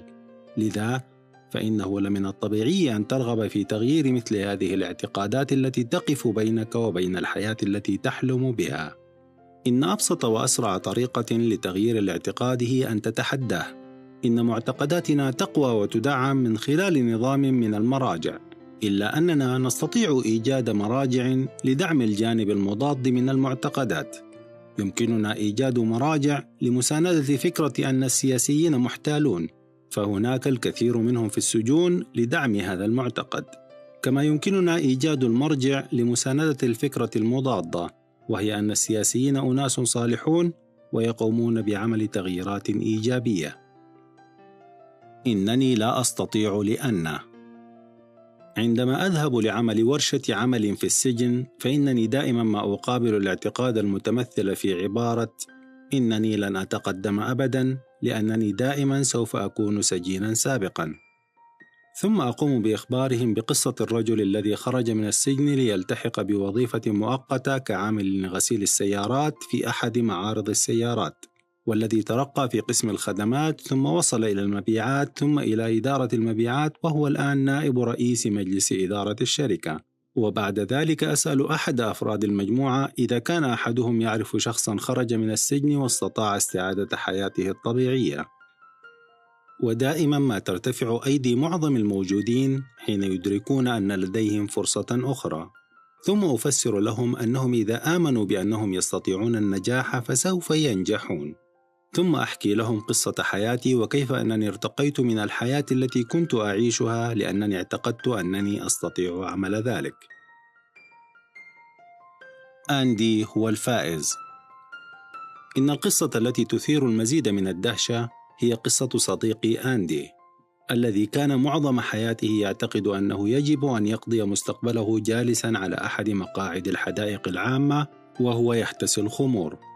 وبعد كل هذا تغير كل ما يعرفه، ففي إحدى مراحل حياته قضى عامين في محطة للعبارات في ستاتن آيلاند في مدينة نيويورك، ولقد اعتقد أن هذه تعد خطوة للأمام، وقد أنعم الله عليه واستطاع أن يجد غرفة يأوي إليها في مركز جيش الإنقاذ، والتحق بأحد برامج العلاج وأقلع عن الخمور والمخدرات، والتحق بالكلية وتخرج فيها. وعندما رأيته آخر مرة كان قد أصبح ممرضا محترفا، كما قد أصبح مستشارا مؤهلا لمساعدة مدمني الكحوليات. إنني أعرف أعدادا لا تحصى من البشر الذين غيروا مواقفهم في الحياة عن طريق تغيير معتقداتهم بالنسبة لما هو ممكن. لذا فإنه أيا كانت قصتك فعليك أن تثق بأنك تستطيع تغيير ظروفك، والأمر يبدأ بتغيير معتقداتك المعيقة والمقيدة. تمرين لتغيير معتقداتك المقيدة. قم بكتابة 3 معتقدات مقيدة في مذكراتك، والتي تشعر أنها تمنعك من الحصول على ما تريد. وقد تكون معتقدات مثل ليس لدي المال الكافي لبدء العمل الخاص بي، لقد نشأت فقيرا لذا فلن يمكنني التقدم، أو لن يمكنني فقدان الوزن لأن عظامي كبيرة. أيا كانت هذه المعتقدات فاختر من 3 إلى 5 معتقدات وقم بتدوينها. ثم بعد ذلك اكتب من 3 إلى 5 معتقدات جديدة ترغب في تنميتها وتبنيها. ما الذي ترغب في الاعتقاد به؟ ما نوع المعتقدات الجديدة التي قد تساعدك في الحصول على الحياة التي تريدها؟ ما المعتقدات التي سوف تخدم احتياجاتك الآن؟ ما الذي تحتاج أن تؤمن به بشأن ذاتك لكي تصبح الشخص الذي تود أن تكونه؟ تظاهر به حتى تؤديه. تظاهر وكأنك قد حققت أهدافك بالفعل، وبمجرد أن تنتهي من التمرين السابق وتحدد معتقداتك القوية الدافعة الجديدة، فإنه يمكنك البدء في رؤية نفسك وكأنك أصبحت هذا الشخص. يمكنك التظاهر بأنك أصبحت بالفعل الشخص الذي ترغب فيه. على سبيل المثال، إذا كنت تريد التخلص من اعتقاد قديم بكونك تعاني من الوزن الزائد وأنك ضعيف ولا تتمتع بصحة جيدة، وترغب في تنمية اعتقاد جديد بأنك تتمتع بصحة جيدة وبقوة جسدية وقوام ممشوق، فإنه يمكنك التصرف بالطريقة التي يتصرف بها الشخص الذي يتمتع باللياقة البدنية. وعندما تواجه باختيارات الطعام، اسأل نفسك: ماذا سوف يختار الشخص الذي أود أن أكون مثله؟ إذا كنت ترغب في أن تكون رجل أعمال ناجح، فانظر إلى نفسك على أنك ناجح بالفعل. عليك بارتداء الملابس التي تجعلك تبدو في أفضل حال طوال الوقت، وتصرف على أنك ناجح. وفي أي موقف اطرح سؤال: ما الذي قد يفعله شخص ناجح في هذا الموقف؟ ما الذي قد يفعله الشخص الذي أود أن أكونه في مثل هذا الموقف؟ تجربة النجاح. هناك طريقة أخرى لدعم صورتك الإيجابية الجديدة، وهي عمل بعض الأشياء البسيطة التي سوف تمنحك جزءاً من أسلوب الحياة الأمثل. اذهب إلى أفضل فندق في المدينة ولو لمجرد الجلوس في ساحته أو لتناول فنجان من القهوة هناك. اشعر بالفخامة والثراء اللذين يحيطان بك، واشعر بالراحة في المكان المحيط بك. كل هذه الأشياء وجدت لإمتاعك. يمكنك البحث عن المحلات باهظة الثمن لمساعدتك على التكيف والاعتياد على النجاح الوشيك. إذا كان الاعتقاد الجديد الذي ترغب في إنمائه هو أن تكون زوجاً أو أباً أكثر حباً، فإنه عليك التظاهر بهذا الأسلوب. اسأل نفسك: كيف يقوم الشخص المحب بالتعامل مع هذا الموقف؟ قم بعمل أشياء بسيطة لتكون أكثر حباً. ماذا يفعل الأشخاص المحبون لأسرهم اليوم؟ انظر لنفسك على أنك شخص جديد قررت أن تصبح مثله. سوف نناقش التخيل بمزيد من التفاصيل في فصل لاحق. سيارتي القديمة. أتذكر أنني منذ وقت طويل كنت أمتلك سيارة قديمة دائما ما كنت أتمنى استبدالها بواحدة جديدة. ولأنني تعلمت المبدأ الذي أكتب عنه هنا، فقد ذهبت إلى معرض السيارات وحصلت على صورة للسيارة التي أرغب فيها، وحصلت على كل المعلومات الضرورية، فلقد عرفت السعر والكماليات والألوان وجميع التفاصيل عن هذه السيارة. لقد أخذت الصورة وقمت بتعليقها فوق مكتبي حتى أتمكن من رؤيتها كل يوم، ثم ذهبت لعملي وقمت بأدائه دون الانتباه كثيرا إلى السيارة، على الرغم من وجود صورتها أمامي لأراها أثناء العمل. وبعد فترة قصيرة أصبح لدي نفس السيارة، ومثل جميع الأشخاص الناجحين فلقد حققت أهدافي في خيالي أولا ثم في الحقيقة. بالطبع عملت جاهدا لاكتساب المال حتى أحصل عليها، ولم يأتي صاحب السيارة ليعطيها لي دون مقابل. التأكيدات. تذكر أن عقلك الباطن لا يعرف الفرق بين الحقيقة والخيال، ويمكنني إثبات ذلك. لو سألتك إذا كنت ترغب في عبور لوح من الخشب طوله 20 قدما وعرضه 18 بوصة، ووضع في نهايته ورقة من فئة $100، ووضع هذا اللوح على الأرض أمامك، وطلبت منك السير عليه للحصول على $100، فسوف تكون سعيدا وليس لديك أي مشكلة. ولكن إذا كان لدي نفس اللوح الخشبي $100 ونفس الطول، ولكنني أضفت بعدا آخر، وهو وضع هذا اللوح على ارتفاع 50 طابقا في الهواء، فإنك قد لا ترغب في ذلك. إذا فكرنا في الأمر منطقيا فسنجد نفس الموقف ونفس اللوح الخشبي. إن كل ما قد تغير هو أنك أشركت خيالك في الأمر وأصبح جزءا من المعادلة. المنطق ضد الخيال. عندما يتصارع الخيال والمنطق فإن الخيال يفوز. يمكنك استغلال هذه القوة لصالحك. استثمر بعض الوقت يوميا للتفكير فيما ترغب به. قم بعمل صور ذهنية للشخص الذي تحب أن تكونه باستخدام التفاصيل قدر الإمكان. تأكد من إدراج الألوان والأصوات والروائح وأي تفاصيل أخرى يمكنك تخيلها. إن عقلك الباطن لا يعرف الفرق بين الحقيقة والخيال، فإذا ما رددت مرارا وتكرارا أنك بصحة جيدة وتمتلك ثروة هائلة، فسوف يصدق ذلك ويوجهك إلى الأشخاص، الأماكن والأشياء التي تساعدك على تحقيق ذلك. عليك بالانتباه. بينما تعمل على التأكيدات فسوف تلاحظ تغييرات طفيفة على سلوكك. على سبيل المثال، سوف تلاحظ أنك تختار أطعمة أكثر صحة أو تبدأ في ممارسة التمارين الرياضية، وقد تجد نفسك تتحدث عن فرص العمل، وذلك هو نتيجة العمل الذي تقوم به بداخلك. كن متفتحا للإمكانات وثق بأن الله سوف يرشدك إلى الأفضل. إنني أقترح بأن تعجل بتأكيدات بسيطة وإيجابية وفي زمن المضارع، وبالإضافة إلى عبارة إنني أتقبل نفسي، حاول أن تكتب تأكيدا بسيطا يؤيد جميع ما ترغب فيه. لقد اقترح كلاود بريستول في كتابه الرائع سحر الإيمان The Magic of Believing، وهو أحد الكتب الكلاسيكية التي قام بتأليفها عام 1948. اقترح أن تقول عبارات مثل كل يوم وبكل طريقة أنا أصبح أفضل وأفضل وأفضل.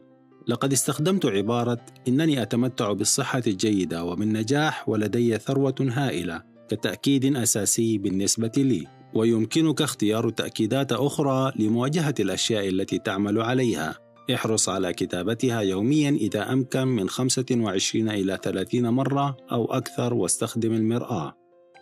إن إعادة قول التأكيدات أمام المرآة هي إحدى أقوى الوسائل التي يمكنك استخدامها للإسراع بتقدمك بشكل هائل. فيما يلي قائمة من التأكيدات لتساعدك على البدء. يمكنك اختيار واحد أو 2 منها أو كتابة التأكيدات الخاصة بك. إنني أتقبل نفسي. إنني أسمح لنفسي بالنجاح. إنني أستحق الفوز الهائل. إنني أعيش حياتي ببساطة واستمتاع. إنني أضيف قيمة لكل شخص أقابله. إنني أعتني بنفسي جيداً. إنني فائز. إنني سعيد وأتمتع بالصحة وناجح. إنني شخص مهندم وأتمتع بلياقة بدنية. إنني أتناول الأطعمة التي تغذيني فقط. إن الماء هو مشروبي المفضل. لدي الرفاهية التامة في حياتي. أنا شخص رائع ومحب. الكثير من النقود تتدفق إلي. إنني أستحق كل ما هو جيد. أنا أشعر بالاسترخاء والسلام الداخلي. احصل على راحة فإنك تستحقها.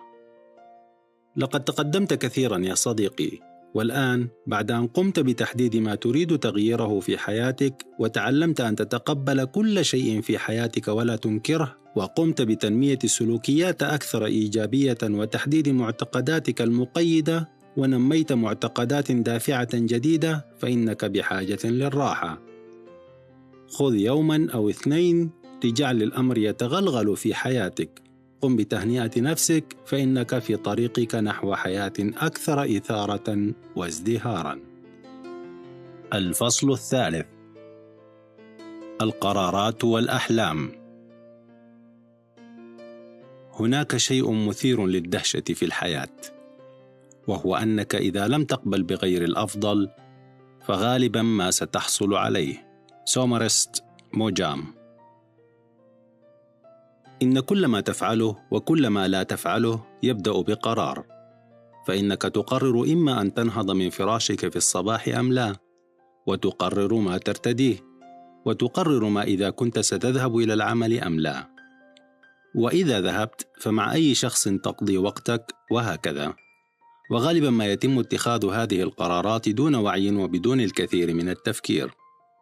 وعلى المدى البعيد فإن قراراتنا تؤثر على توجهات حياتنا، وقد تكون قررت أن تبقى في فراشك ولا تذهب للعمل، ولكن إذا كنت تقوم بذلك على أساس منتظم فربما لم تعد لديك وظيفة تذهب إليها، وبدلا من ذلك فعليك أن تذهب إلى العمل لكي تربح المال الذي تحصل به على ما تريده في الحياة. في الواقع إن كل شيء في حياتك سواء كان عملك أو علاقاتك أو صحتك هو نتيجة لقراراتك واختياراتك الماضية. فإذا كنت ترغب في عمل تغييرات بحياتك، ومن منا لا يرغب في ذلك، فيجب أن تقرر القيام بذلك أولا. إذا أردت صحة أفضل فعليك أن تقرر الآن عمل التغيير. وإذا كنت تعمل في وظيفة ليس لها مستقبل مضمون وتذهب إليها خائفا كل يوم، فعليك أن تتخذ قرارا بشأنها الآن وفورا. اتخذ قرارا بأن توجد الحياة التي ترغب فيها وتستحقها اليوم. يحدث التغيير في لحظة. إن كل تغيير يسبقه قرار، فيمكنك تغيير اتجاهات حياتك في لحظة، وذلك عن طريق اتخاذ قرار بالتغيير. إن أي شخص نجح في تغيير عادة الشراب أو الأكل أو التدخين أو تعاطي المخدرات جاء في لحظة واتخذ قرارا بالتغيير، ولقد بدأ التغيير في اللحظة التي اتخذ فيها القرار. قد يستغرق الأمر أعواما للوصول إلى هذه المرحلة، ولكن قرار التغيير يأتي في لمح البصر. لحظة صدق.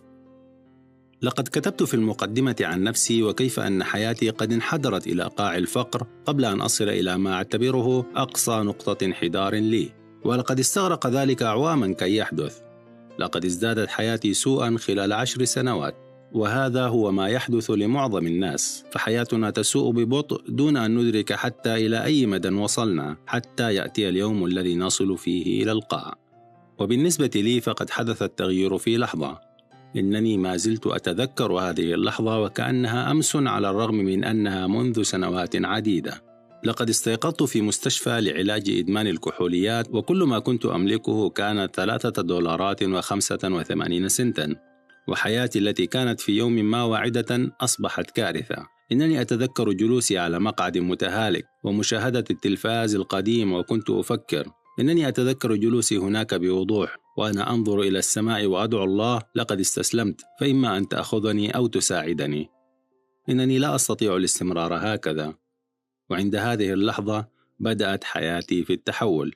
لقد تغير شيء ما بداخلي، وشعرت على الفور بشيء من الأمل، ولم أعد أرغب منذ هذه اللحظة في تناول الكحوليات، وكانت هذه هي المعجزة في حياتي، ولقد حدثت في لمح البصر.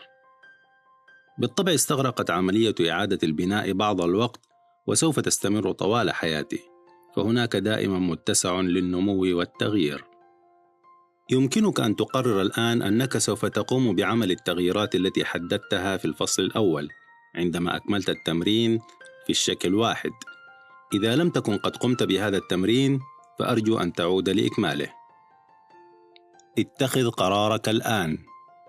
اكتب فقرة في مذكراتك عن القرارات التي قمت باتخاذها، ثم اكتب التاريخ ووقع عليها. قد تكتب شيئا كهذا: لقد قررت اليوم أن أتحمل مسؤولية صحتي، وأن لا أستمر في تناول الأطعمة التي تضر بصحة جسدي، كما سوف أنتبه للكميات التي أتناولها من الأطعمة، وأقوم بالحد من الأطعمة التي لا تغذيني. لقد قررت أن أبدأ في مشروعي الخاص، وذلك لتأمين مستواي المادي.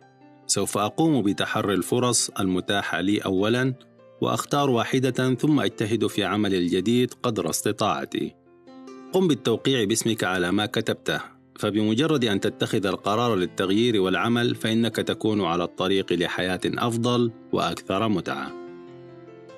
شاهدها أولاً. هناك قصة مدهشة عن افتتاح عالم ديزني في أورلاندو بولاية فلوريدا الأمريكية. فإن الصحفي الذي كان يحاور روي ديزني شقيق والت ديزني قال متعجباً: إنه لمن السيء أن والت ليس على قيد الحياة ليرى ذلك. فأجابه روي بسرعة: لقد رآها والت أولاً، ولهذا فإنك تراها الآن. لقد كان لدى والت ديزني حلم، فهو من الأشخاص الذين لم ينسوا أن يحلموا أحلاما كبيرة. ولقد كان والت يعلم أنه إذا استطاع تخيل شيء فإن باستطاعته تحويله إلى حقيقة. وتعد إمبراطورية ديزني شاهدا على تأثير الخيال وفائدة متابعة أحلامك لتحقيقها. إن الكتب المقدسة تخبرنا أن نصبح مثل الأطفال، ولقد آمن والت ديزني بذلك عن يقين، وأنشأ إمبراطورية المتعة والتسلية. إن الأطفال ليس لديهم أي مشكلة في الأحلام والتخيل، فإذا ما سألتهم عما يرغبون به في العيد فسوف يعطونك قائمة طويلة من الطلبات. أما إذا سألت شخصا كبيرا نفس السؤال فسوف تسمع مثل هذه الإجابات: لا أدري، أو أي شيء يعد جيدا، إنني لا أطلب الكثير.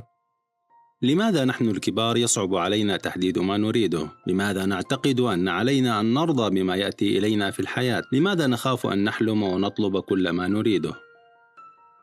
إنك تستحق. هل من المفترض أن نقبل ما نحن عليه الآن؟ هل نحن غير جديرين بما هو أفضل؟ هل تعتقد أن الله قد خلق كل هذه الأشياء والتجارب الرائعة لشخص آخر على الأرض؟ إذا لم يكن الأمر كذلك، وإذا كنت تؤمن بأن كل هذه الروائع لك أنت أيضا، فإنك تدين لنفسك بأن تتعلم كيف تحلم. ما الذي تم إخبارك به؟ توقف عن الأحلام. كن واقعيا. انزل من فوق السحاب واشكر الله على ما لديك. هل تبدو إحدى العبارات السابقة مألوفة بالنسبة لك؟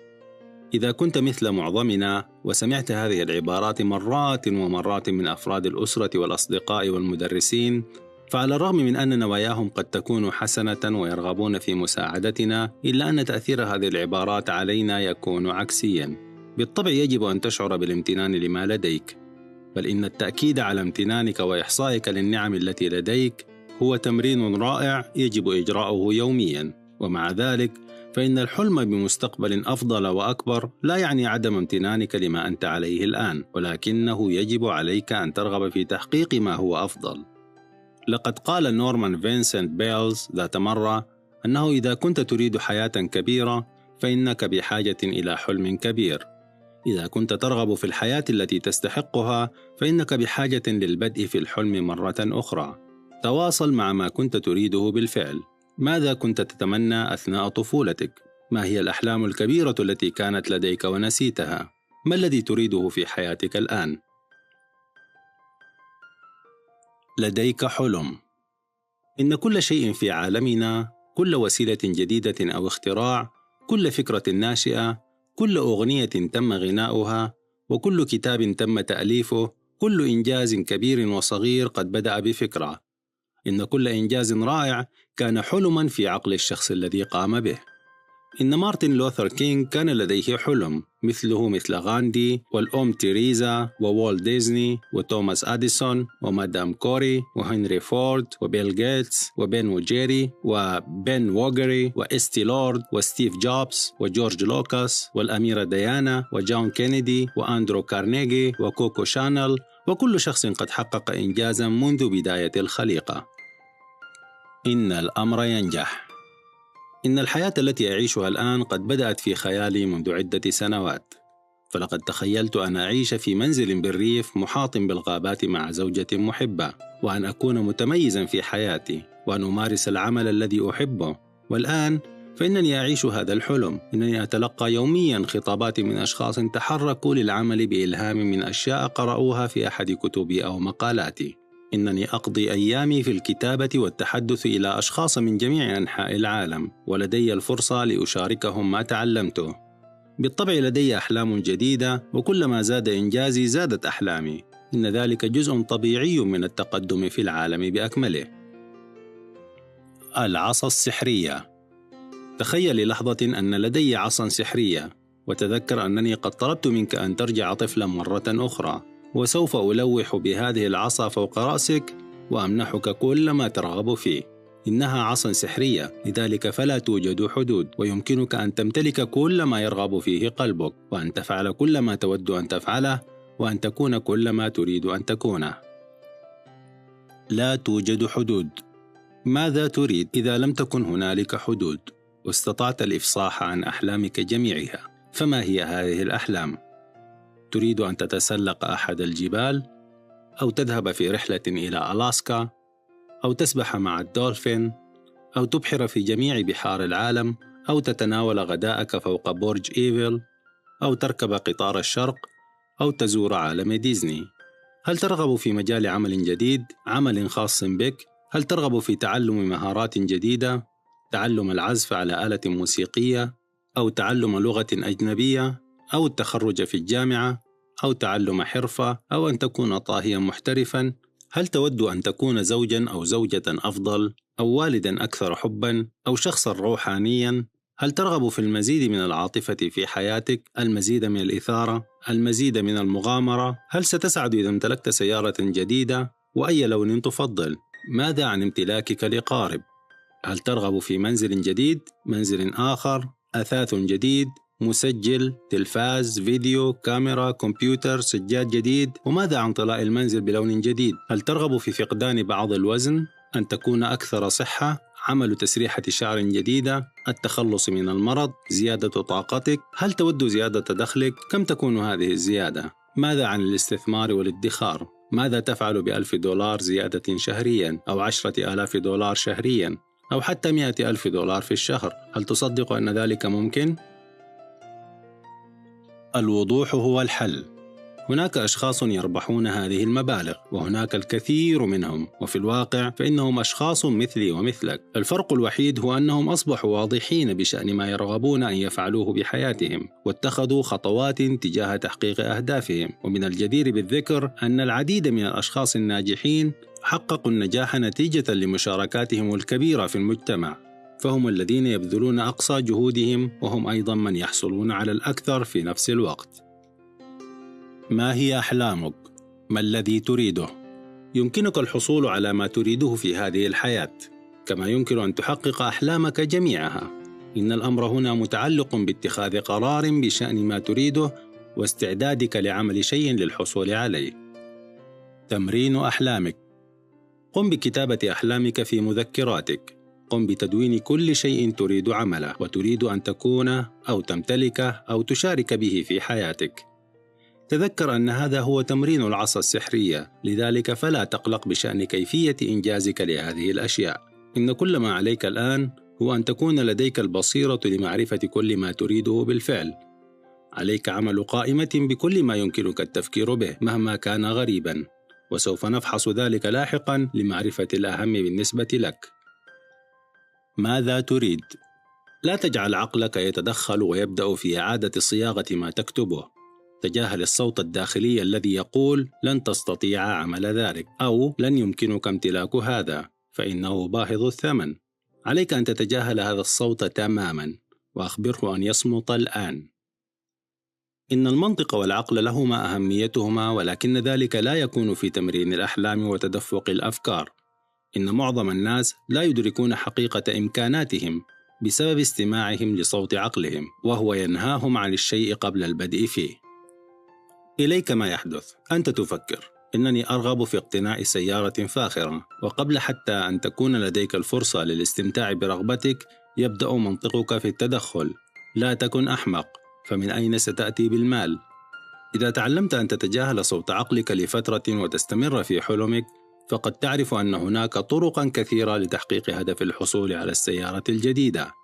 فعلى سبيل المثال، يمكنك الالتحاق بوظيفة مندوب مبيعات في إحدى شركات السيارات، بحيث يتاح لك قيادة إحدى السيارات الخاصة بالشركة، بل ويمكنك حتى أن تكسب السيارة، أو قد تستطيع كسب المال اللازم لشرائها. والهدف هنا هو ترك العنان لعقلك المبدع ليعمل على رغباتك قبل أن يتدخل المنطق ويجعلك تفقد الفرصة. عبقري أم مجنون؟ منذ سنوات عديدة راودت والت ديزني فكرة عمل مدينة للملاهي والتسلية، ولقد أخبره الناس أنه مجنون لأنه لن يستطيع الحصول على التصاريح لعمل ذلك. هذا بالإضافة إلى أن فكرة مدينة ترفيه للكبار لم يسمع عنها من قبل. ولحسن الحظ فإن المسؤول في بنك أمريكا في كاليفورنيا قد آمن بفكرة والت ديزني وأقرضه المال لبناء عالم ديزني. ومن المثير للدهشة أنه تم سداد القرض في العام الأول من المشروع. يا له من انتصار! 100 أمنية وأمنية.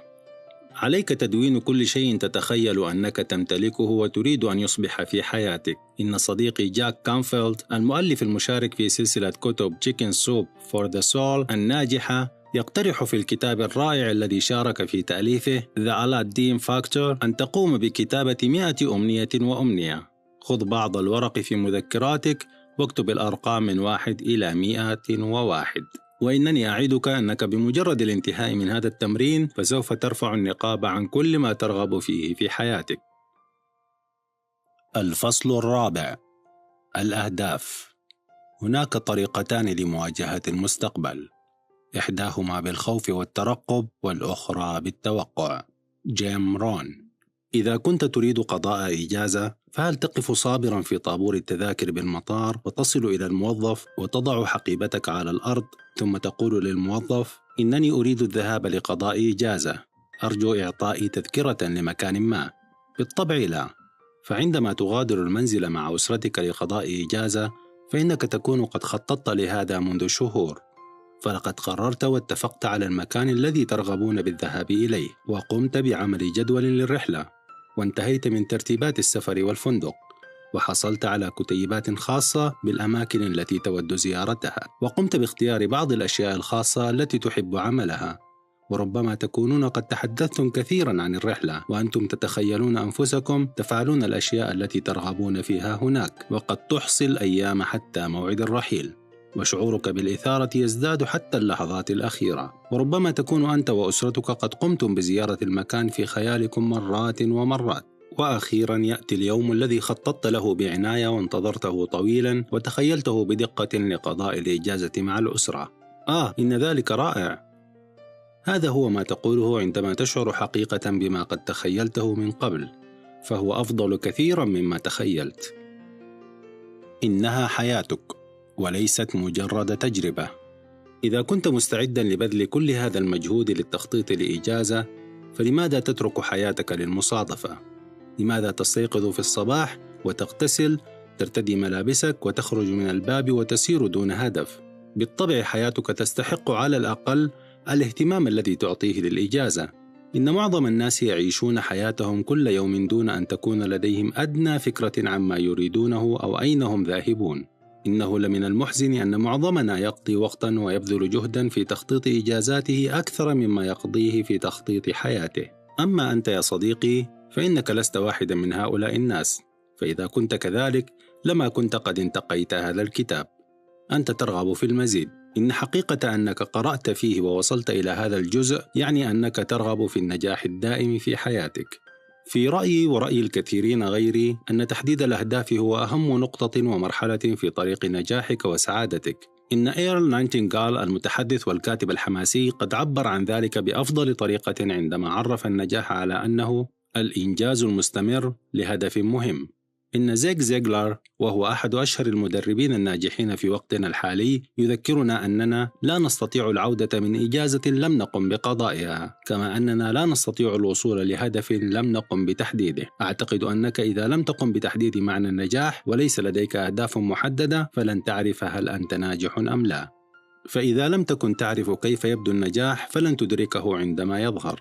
يقال إن الشخص بلا هدف مثل السفينة بلا دفة. إنني دائما أحب تشبيه الشخص الذي يعيش بدون أهداف بقطعة الخشب الصغيرة التي تطفو على سطح المحيط وتتحرك في أي اتجاه تلقيها به الرياح. تلك ليست الطريقة التي يجب عليك عيش حياتك بها. عليك تحديد أهدافك. العزم. منذ عدة سنوات قام صديق بتعريف العزم على أنه سبب لاستخدام الطاقة. إن العزم هو ما يعطينا السبب للنهوض من الفراش في الصباح، وهو ما يجعلنا نواجه المصاعب ويمنحنا القوة الداخلية التي نحتاجها للتغلب على العوائق. فإذا ما كانت عزيمتك أو هدفك قويا بما يكفي فسوف تجد الطريق. إن أهدافنا تساعدنا للإجابة عن هذا السؤال: لماذا أقوم بذلك؟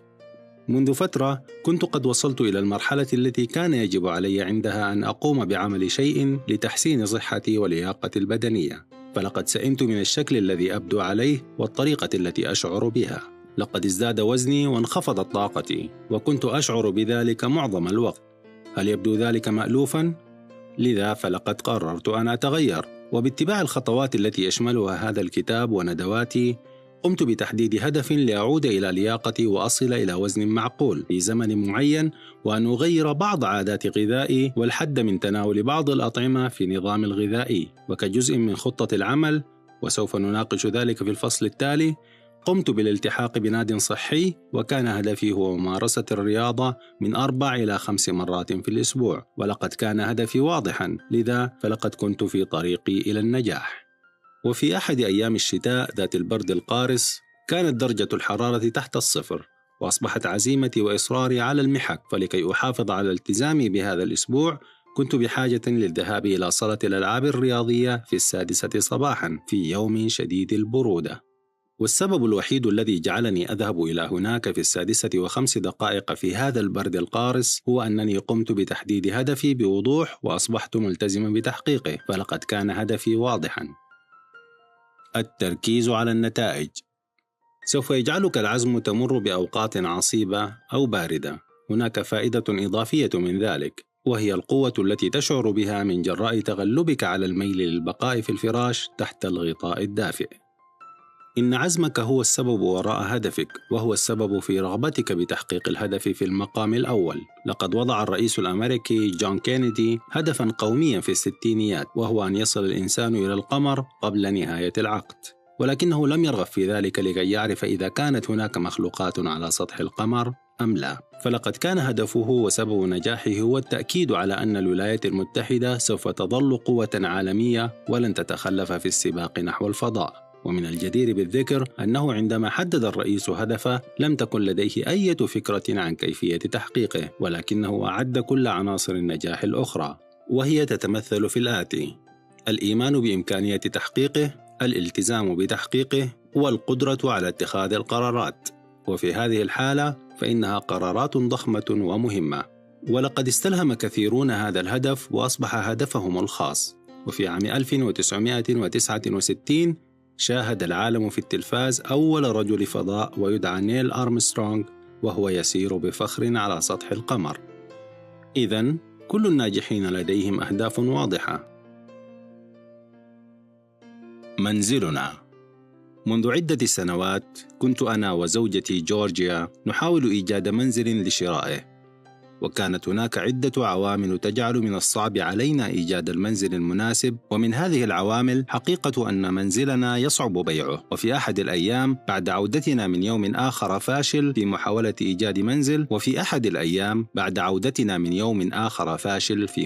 إيجاد منزل، وجدت زوجتي منهارة وتبكي كثيرا، ولقد أوقفت السيارة على جانب الطريق وحاولت تهدئتها. إنني أتفهم سبب إحباطها وأشاركها في ذلك، ولكن هناك شيئا بداخلي أشعر به. فقلت لها وأنا أتذكر تجاربي وما تعلمته: انتظري لحظة، إننا نقوم بذلك بالطريقة الخطأ. دعينا نقوم بما اقترحته في مؤلفاتي، وبدلا من التركيز على بيع منزلنا دعينا نركز على ما نرغب فيه وليس ما لا نرغب فيه، ونسير بعكس الاتجاه. فلنبدأ في تحديد هدف ونتخذ الأفعال المناسبة لذلك، ونترك الأمر لله. ولقد قررنا أن يكون عيد زواجنا في 27 من أكتوبر هو آخر ميعاد لتحقيق هدفنا، ولقد قمنا بتدوين ذلك واستمررنا في عملنا. وبعد كل عدة أسابيع نذهب لرؤية المزيد من المنازل ولكن دون فائدة. ومرت الشهور وبدأت أشك في فاعلية هذه الطريقة لتحديد الهدف. ومع اقتراب عيد زواجنا خططنا لزيارة أقصى شمال نيويورك لعدة أيام، وفي يوم عيد زواجنا نذهب إلى مقاطعة باكس وبنسلفانيا، ولم نلاقي النجاح في رحلة نيويورك، لذا طلبنا غرفة للنوم والإفطار في المكان الذي قررنا البقاء فيه، وطلبنا الوصول قبل الموعد بعدة أيام. تذكر، فقد كان من المفترض أن نكون في أقصى شمال نيويورك. وفي اليوم السابق لعيد زواجنا كنا نسير بالسيارة من مكان لآخر نشاهد الأماكن الخالية، ولقد قررنا أننا إذا لم نستطع إيجاد المنزل الذي نحتاجه فسوف نبنيه بأنفسنا. وأثناء قيادتي للسيارة في اتجاه الموقع التالي لمحت بعض المنازل الضخمة التي يتم بناؤها، وكان انطباعي الأول هو أنها باهظة الثمن، ولكن جورجيا اقترحت أن نتوقف لمشاهدتها، وبالفعل توقفنا وتحدثنا مع الشخص المسؤول عن البناء، ولقد وجدنا أنها بالثمن الذي يناسبنا. والمشكلة هنا هي أن هناك مكانا واحدا فقط يناسبنا، ولم نكن نعرف إذا كان ذلك سوف يفلح، فلقد كنا بحاجة لبناء ممر للطابق السفلي، وذلك لوالدي جورجيا. لقد حدث ذلك قبل الموعد النهائي لتحقيق هدفنا بيوم واحد. إن خططنا الأساسية قد أبعدتنا مئات الأميال في هذا اليوم، ولكننا وصلنا، ولقد نفعت الترتيبات، واليوم نحن نعيش في هذا المنزل الجميل. هدف تحقق وحلم أصبح حقيقة.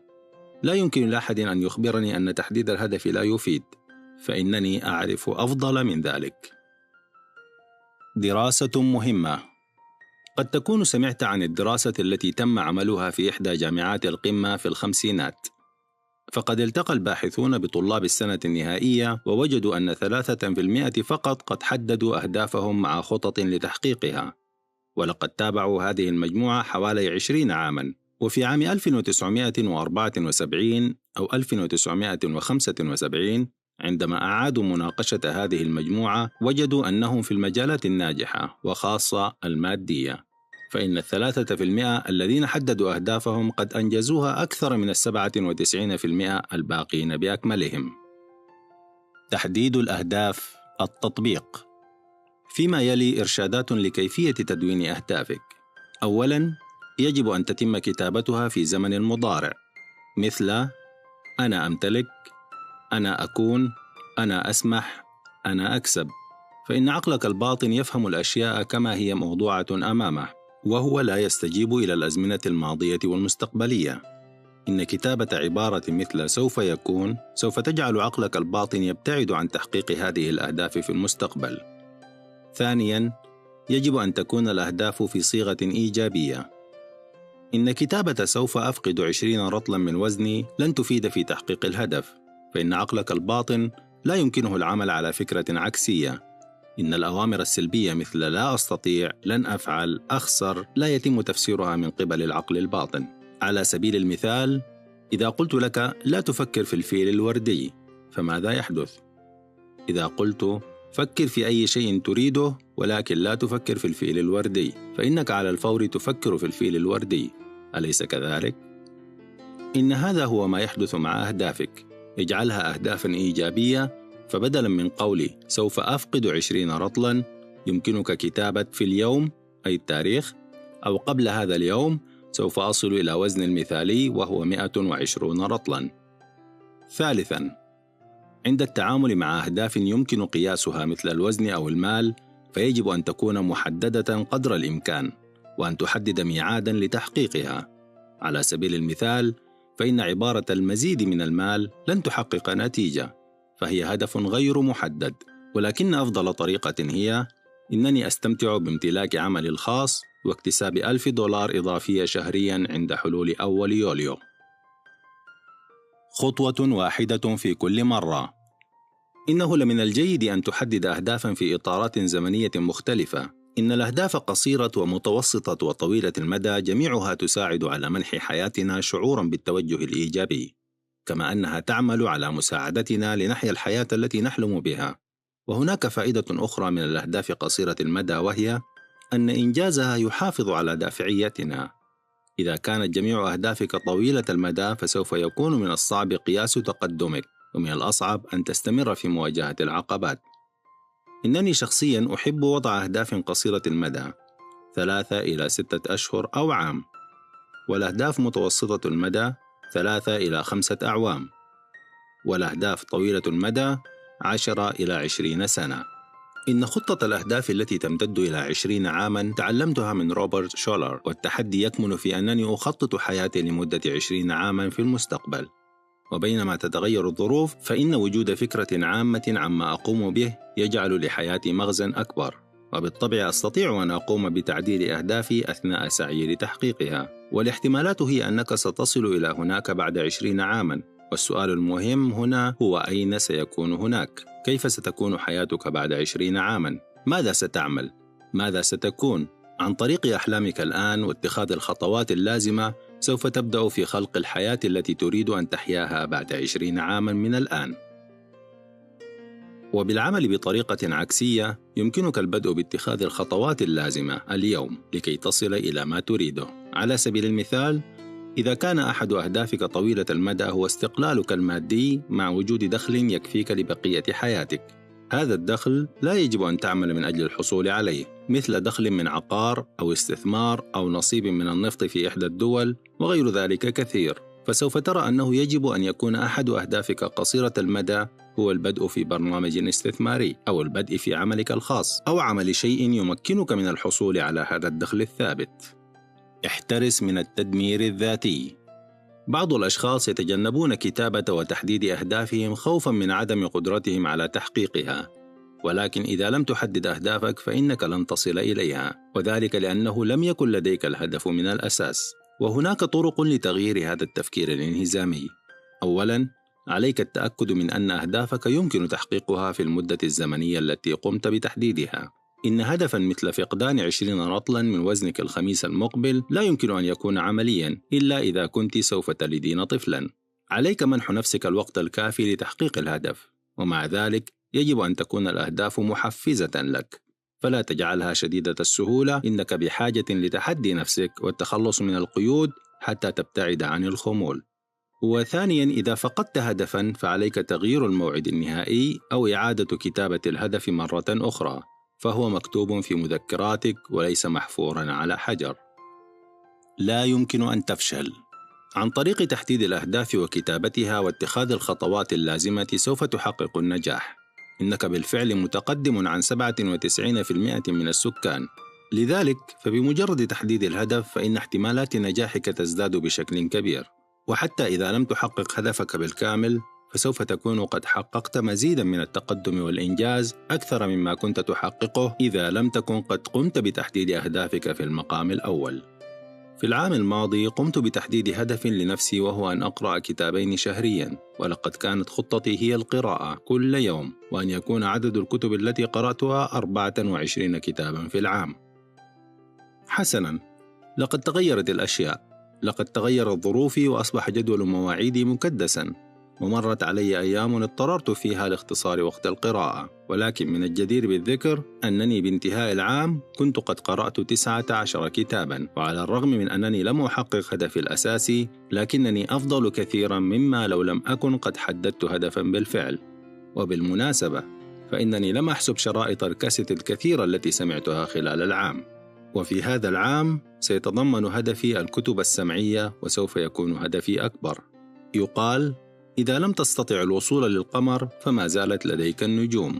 إذا حددت هدفاً لزيادة دخلك $3000 شهرياً ونجحت في زيادته $2000 فقط، فهل يعد ذلك فشلاً؟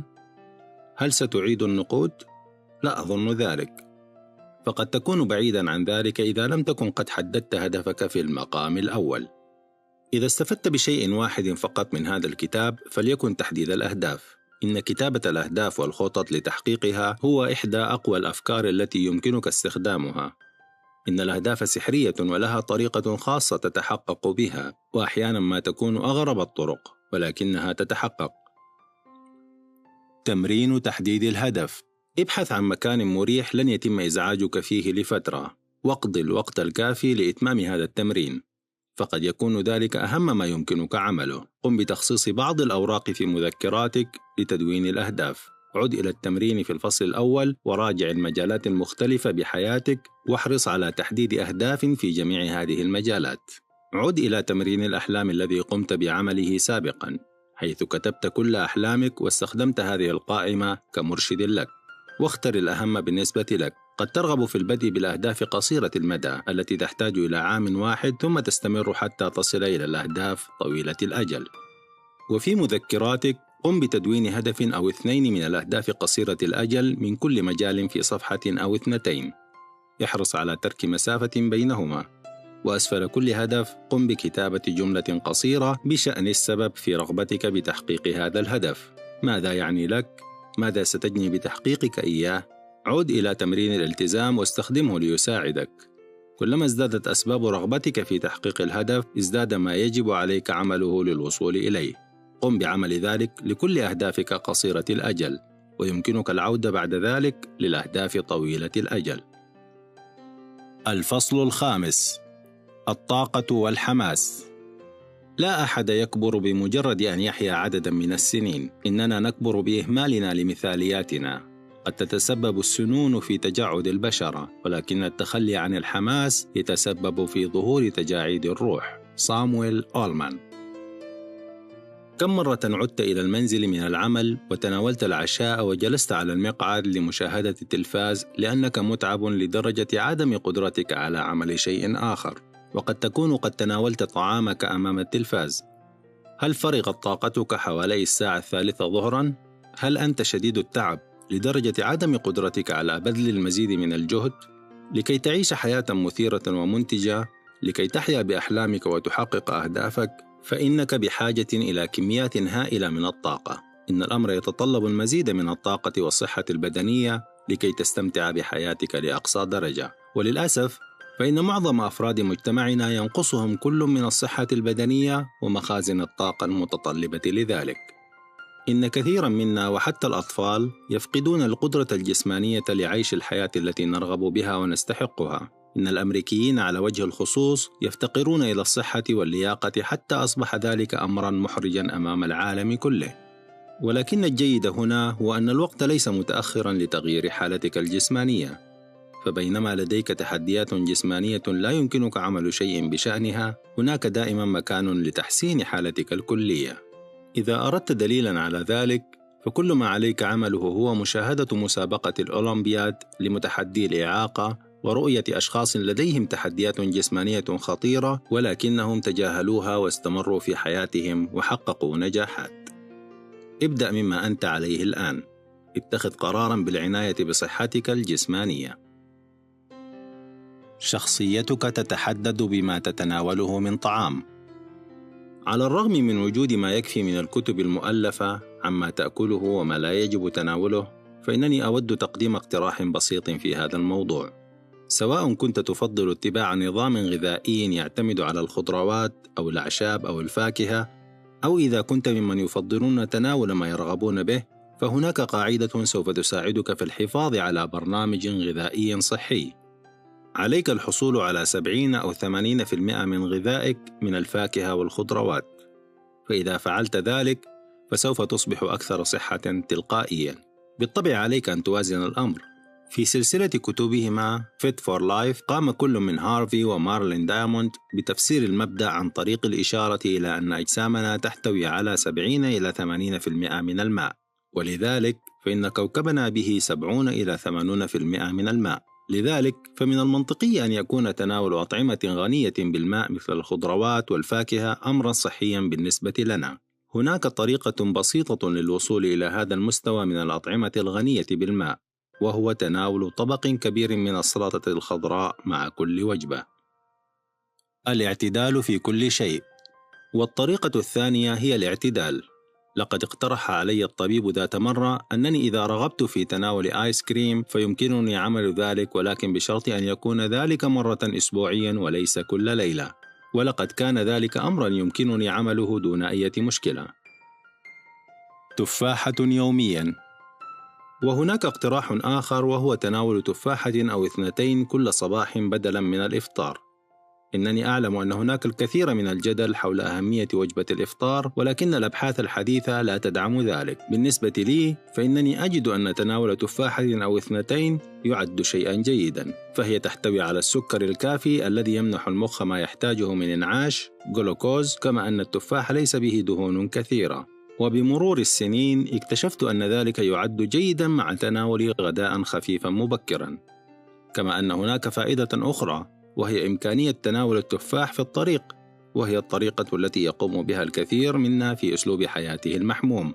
إن تناول تفاحة يوميا يساعدنا في الحفاظ على صحة جيدة، وذلك لأسباب عديدة، منها أن التفاح يحتوي على كميات هائلة من حامض التفاح، وهي مادة تساعد في محاربة البكتيريا وتساعد على الهضم. إن القول المأثور القديم تناول تفاحة يوميا يبعد عنك المرض ليس مجرد قول بل حقيقة. بالطبع فإنني أحيانا أتناول إفطارا كاملا به بيض وكعك، وذلك لأن الحياة قد خلقت لكي نستمتع بها، أليس كذلك؟ إذا كنت جادا بشأن الاستمتاع بصحة أفضل، فمن المهم أن تتعلم عن التغذية. إن صحتك شيء مهم، لذلك فمن الأفضل طلب المساعدة والنصيحة من المتخصصين لمساعدتك على العيش بصحة جيدة. وفي جميع الأحوال عليك عمل فحص طبي شامل مرة سنويا على الأقل بمساعدة أطباء مؤهلين. تمرين بدني. لا يمكن أن يكتمل الحديث عن الطاقة دون أن نتحدث عن التمارين الرياضية. لقد سمعت هذا التعبير: استخدمه وإلا فسوف تفقده. إن تمرينا بسيطا سوف يساعدك على الحفاظ على لياقة جسمك وصحة قلبك، ولن يتطلب الكثير من الوقت وقد يكون ممتعا. لقد أشارت الدراسات الأخيرة إلى أن الشخص البدين الذي يتمتع باللياقة أفضل من النحيف الذي يفتقر للياقة. والمهم هنا إيجاد نشاط أو مجموعة من الأنشطة تستمتع بها وتقوم بممارستها بانتظام. إن أفضل وأبسط أساليب اللياقة الكاملة هو السير لمدة 30 إلى 40 دقيقة عدة مرات أسبوعياً. إن ذلك لا يكلف شيئاً، كما أنه لا يتطلب أدوات خاصة. كما يمكنك أن تفكر في طلب مساعدة من مدرب لتخطيط برنامج مناسب لك. هناك تحذير: ابدأ أي تمرين ببطء، ولتجنب الإصابات لا تضغط على جسمك. بالطبع عليك استشارة طبيبك قبل البدء في أي برنامج رياضي. تعلم التنفس. متى كانت آخر مرة قمت بأخذ نفس عميق؟ إذا كنت مثل معظم الناس فإنك تتعامل مع التنفس على أنه أمر طبيعي ومسلم به. إننا نفترض أننا نتنفس بشكل صحيح، ولكن ذلك لا يجب أن يكون صحيحا، فهناك العديد من الناس الذين لا يتنفسون بعمق، وقد يتسبب ذلك في زيادة التوتر والضغوط اليومية. فعندما نشعر بالتوتر نميل إلى التنفس بسرعة وبشكل سطحي. لقد قال الخبير الطبيب أندرو ويل أنه إذا كان لديه الوقت الكافي لتعليم المريض شيئا واحدا لعلمه كيف يتنفس بالشكل السليم.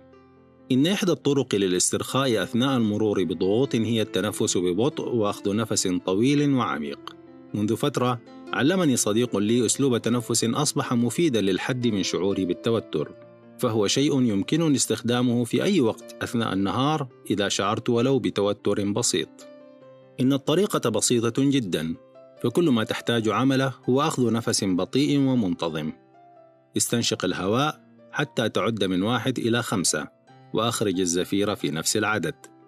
قم بذلك 5 أو 10 مرات. إذا كنت سوف تجرب ذلك فأرجو أن تتذكر أن لا تجهد نفسك في أي وقت، وأن تتوقف إذا شعرت بالدوار. كن هادئا وتعلم.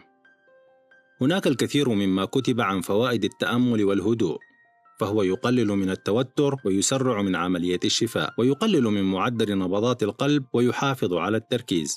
إن كل ما تحتاجه هو الجلوس بهدوء لمدة 20 دقيقة أو ما إلى ذلك كل يوم. عليك تركيز انتباهك ببساطة على تنفسك وتتبع نفسك وهو يدخل ويخرج من جسمك. إذا ما انشغل ذهنك وبدأ في التركيز على مهامك أو همومك، فقم بإعادته مرة أخرى برفق وارجع إلى مراقبة نفسك. عليك عمل ذلك في مكان هادئ حيث لا يمكن مقاطعتك. إذا أردت معرفة المزيد عن ذلك فهناك الكثير من الكتب والأسطوانات والحلقات الدراسية لتساعدك. حدد أولوياتك. إن صحتك البدنية والذهنية ولياقتك هي مركز حياتك، وإنك لن تستطيع الشعور بالنجاح إذا كنت منهكا بدنيا أو تشعر بالتوتر. اجعل صحتك هي أولى أولوياتك. هناك العديد من الناس الذين يجهدون أنفسهم بسبب محاولاتهم لإدراج التأمل والتمارين داخل جدول أعمالهم المشحون. إذا أردت أن تنجح فعليك بإعادة ترتيب أسلوب حياتك ليوافق نظامك الصحي. اجعل ذلك أهم شيء في قائمة أعمالك. ومهما كانت حالتك الجسدية الحالية يمكنك عمل تحسينات بسيطة يومياً، وبمرور الوقت سوف تبدأ في الشعور بصحة وسعادة أكثر. اسعى إلى ذلك فإنك تستحقه. الحماس والإثارة. تحمس واشعر بالإثارة تجاه الحياة كما ينصحك عنوان هذا الكتاب، فإنها حياتك وليست مجرد تجربة أداء. عليك أن تكون متحمساً. إنني أذكر جلوسي في مكتب في أحد الأيام أنتظر موعداً عندما قامت السكرتيرة بتغطية الآلة الكاتبة وتنهدت قائلة: أخيراً انتهى يوم آخر. وقلت لنفسي: يا له من أمر محزن. إن الأمر يبدو كأنها تحذف يوماً بعد يوم حتى تنتهي حياتها. يجب أن نستمتع بالحياة فهي مثيرة. إذا لم تكن تصدقني فشاهد الأطفال الصغار أثناء اكتشافهم للعالم من حولهم. من خلال عيني طفل. في أحد الأيام المشمسة قمت بتجربة رائعة بالسير مع ابن صديق لي عمره 3 سنوات. لم أكن قد اقتربت من طفل صغير منذ فترة، ونسيت كم يستمتع الأطفال بالحياة. فليس هناك ما يدعى بالنظام بالنسبة لطفل في 3 أو 4 من عمره. إنهم يندهشون لكل ما يرونه في الحياة. إنني أذكر أننا توقفنا لمشاهدة حشرة تعبر الطريق، كما توقفنا مرة أخرى لفحص بعض الشقوق في طريق المشاة. إن هذا الطفل لم يغفل شيئا، ولقد كان كل شيء ممتعا ومثيرا. كن هنا الآن. إن الأطفال أكثر حماسا لأنهم يعيشون اللحظة، فهم لا يعاقبون أنفسهم بسبب خطأ ارتكبوه في الأمس أو يشعرون بالقلق من الغد. إن الطفل في 3 من عمره لا يقول: ليتني عندما كنت في 2 من عمري كنت أعرف ما أعرفه الآن. إنهم يعيشون هنا والآن. كلما ذكرنا أنفسنا عن التواجد هنا الآن أصبحنا أكثر نجاحا وسعادة. تعلم أن تعيش اللحظة الحالية. في كل يوم عندما أستيقظ أستغرق بعض اللحظات لأسأل الله أن يرشدني لاتخاذ الخطوات المناسبة والعمل المناسب لليوم. إنني أسأل: كيف يمكنني تحقيق أقصى استفادة من هذا اليوم الثمين؟ كلما ركزت على الحاضر أصبح شعوري أفضل وازداد إنجازي. إن الأوقات التي تتملكني فيها الحيرة هي الأوقات التي أحاول فيها تغيير شيء خارجا عن سيطرتي، مثل الماضي أو الاهتمام بشأن حدث في المستقبل. عليك أن تعيش اليوم. لقد قرأت هذه الأبيات التي ساعدتني على تذكر ذلك، وهي تقول: الأمس ذكرى، الغد غامض، اليوم منحة، لذا يجب الاستفادة منها. توقف واستنشق الورد. كم من المتع والجمال الموجود بالحياة تتوقف عنده وتلاحظه كل يوم. هل تشاهد شروق الشمس السحري حيث يتخلل النور سماء الصباح الباكر؟ هل تستنشق هواء الصباح الطلق ولو للحظة واحدة وتستمتع بجمال ميلاد يوم جديد؟ أم أنك مشغول جدا للاستعداد للعمل؟ هل أنت كما يقولون تأخذ بعض الوقت للتوقف واستنشاق الزهور؟ لا يوجد شخص أبدا وهو في فراش الموت قال إنه كان يتمنى أن يقضي مزيدا من الوقت في العمل. عليك قضاء الوقت في الاستمتاع بالحياة. قم بملاحظة الأشياء والأصوات الصغيرة في عالمك اليومي. ماذا عن عملك؟ هل تشعر بالإثارة والحماس لما تقوم به؟ أم أنك مثل السكرتيرة في المثال السابق تحاول أن تجعل الأيام تمر؟ هناك العديد من الأشخاص في مجتمعنا مثل ما قال هنري ديفيد ثورو يعيشون حياة من اليأس. استيقظ. عليك بالشعور بالإثارة والتحمس تجاه حياتك. عندما يسألك شخص ما عن حالك، فبدلا من أن تقول أنك جيد أو بخير، حاول أن تقول رائع. قل ذلك بحماس وسوف تندهش كيف أنك ستبدأ في الشعور بشكل أفضل بسبب هذا الرد. تحرك وسر بحماس، أضف قوة لخطواتك وقف منتصبا. إنها حياتك، عليك أن تحياها بحماسة. جرب القفز من الفراش في الصباح مع توقعك الإيجابي ليومك بدلا من الهروب منه مع الشكوى.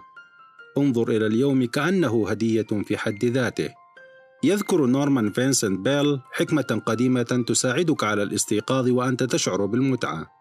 يقول: لقد منحنا الله هذا اليوم، لذا فسوف نحتفل ونكون سعداء. إن قول ذلك بعد الاستيقاظ ساعدني على بدء يومي بشعور إيجابي. أسئلة: إذا قرأت كتابي الأول دليلك نحو حياة أكثر سعادة Handbook to Happier Life، فقد تتذكر الجزء الخاص بأسئلة الصباح. إنها أسئلة تطرحها على نفسك لمساعدتك على تكوين نظرة إيجابية. اسأل أسئلة مثل: ما الذي أشعر بالإثارة تجاهه اليوم؟ ما الذي أنتظره اليوم؟ ما الذي أشعر تجاهه بالامتنان؟ ما الذي يجعلني سعيدا؟ ابحث عن شيء يشعرك بالإثارة في عملك. ابحث عن شيء تتطلع لتجربته في هذا اليوم وركز عليه عدة دقائق قبل نهوضك من الفراش. إن القيام بذلك سوف يساعدك على تكوين نظرة إيجابية ومتحمسة ليومك. تذكر، فإن أسئلتنا تحدد ما نركز عليه، وما نركز عليه يحدد جودة تجاربنا. إذا كنت تسير في شارع في مدينة أمريكية كبيرة، فيمكنك أن تختار التركيز على جمال المباني الطويلة أو التركيز على أماكن القمامة. إن اختيارك سوف يؤثر على تجاربك في هذه المدينة. الفصل السادس: الخوف والإيمان. قد يتم خداعك إذا أفرطت في الثقة، ولكنك سوف تحيا حياة معذبة إذا لم تكن لديك الثقة الكافية. دكتور فرانك كران. إذا كان عليك أن تحيا الحياة التي ترغب بها وتستحقها، فيجب أن تتعلم كيفية التغلب على مخاوفك. إن الخوف هو أكبر مدمر للأحلام، ولقد منع الكثير من الناس من الحصول على ما يريدون أكثر من أي عامل آخر، فهو يمنعك من اتخاذ الخطوات اللازمة لنجاحك ويجعلك تظل في مكانك دون تقدم. إن العمل أثناء الخوف يتسبب في التوتر ويحد من تدفق الدم إلى المخ، مما يؤدي إلى زيادة تعقيد الموقف. والآن فإننا لا نعاني فقط من حالة الخوف، ولكن تفكيرنا وقدراتنا على حل المشاكل قد تمت إعاقتها. إنني لا أستطيع التأكيد بالشكل الكافي على أهمية تعلم تخطي الخوف بأي طريقة كانت والاستمرار بالعمل.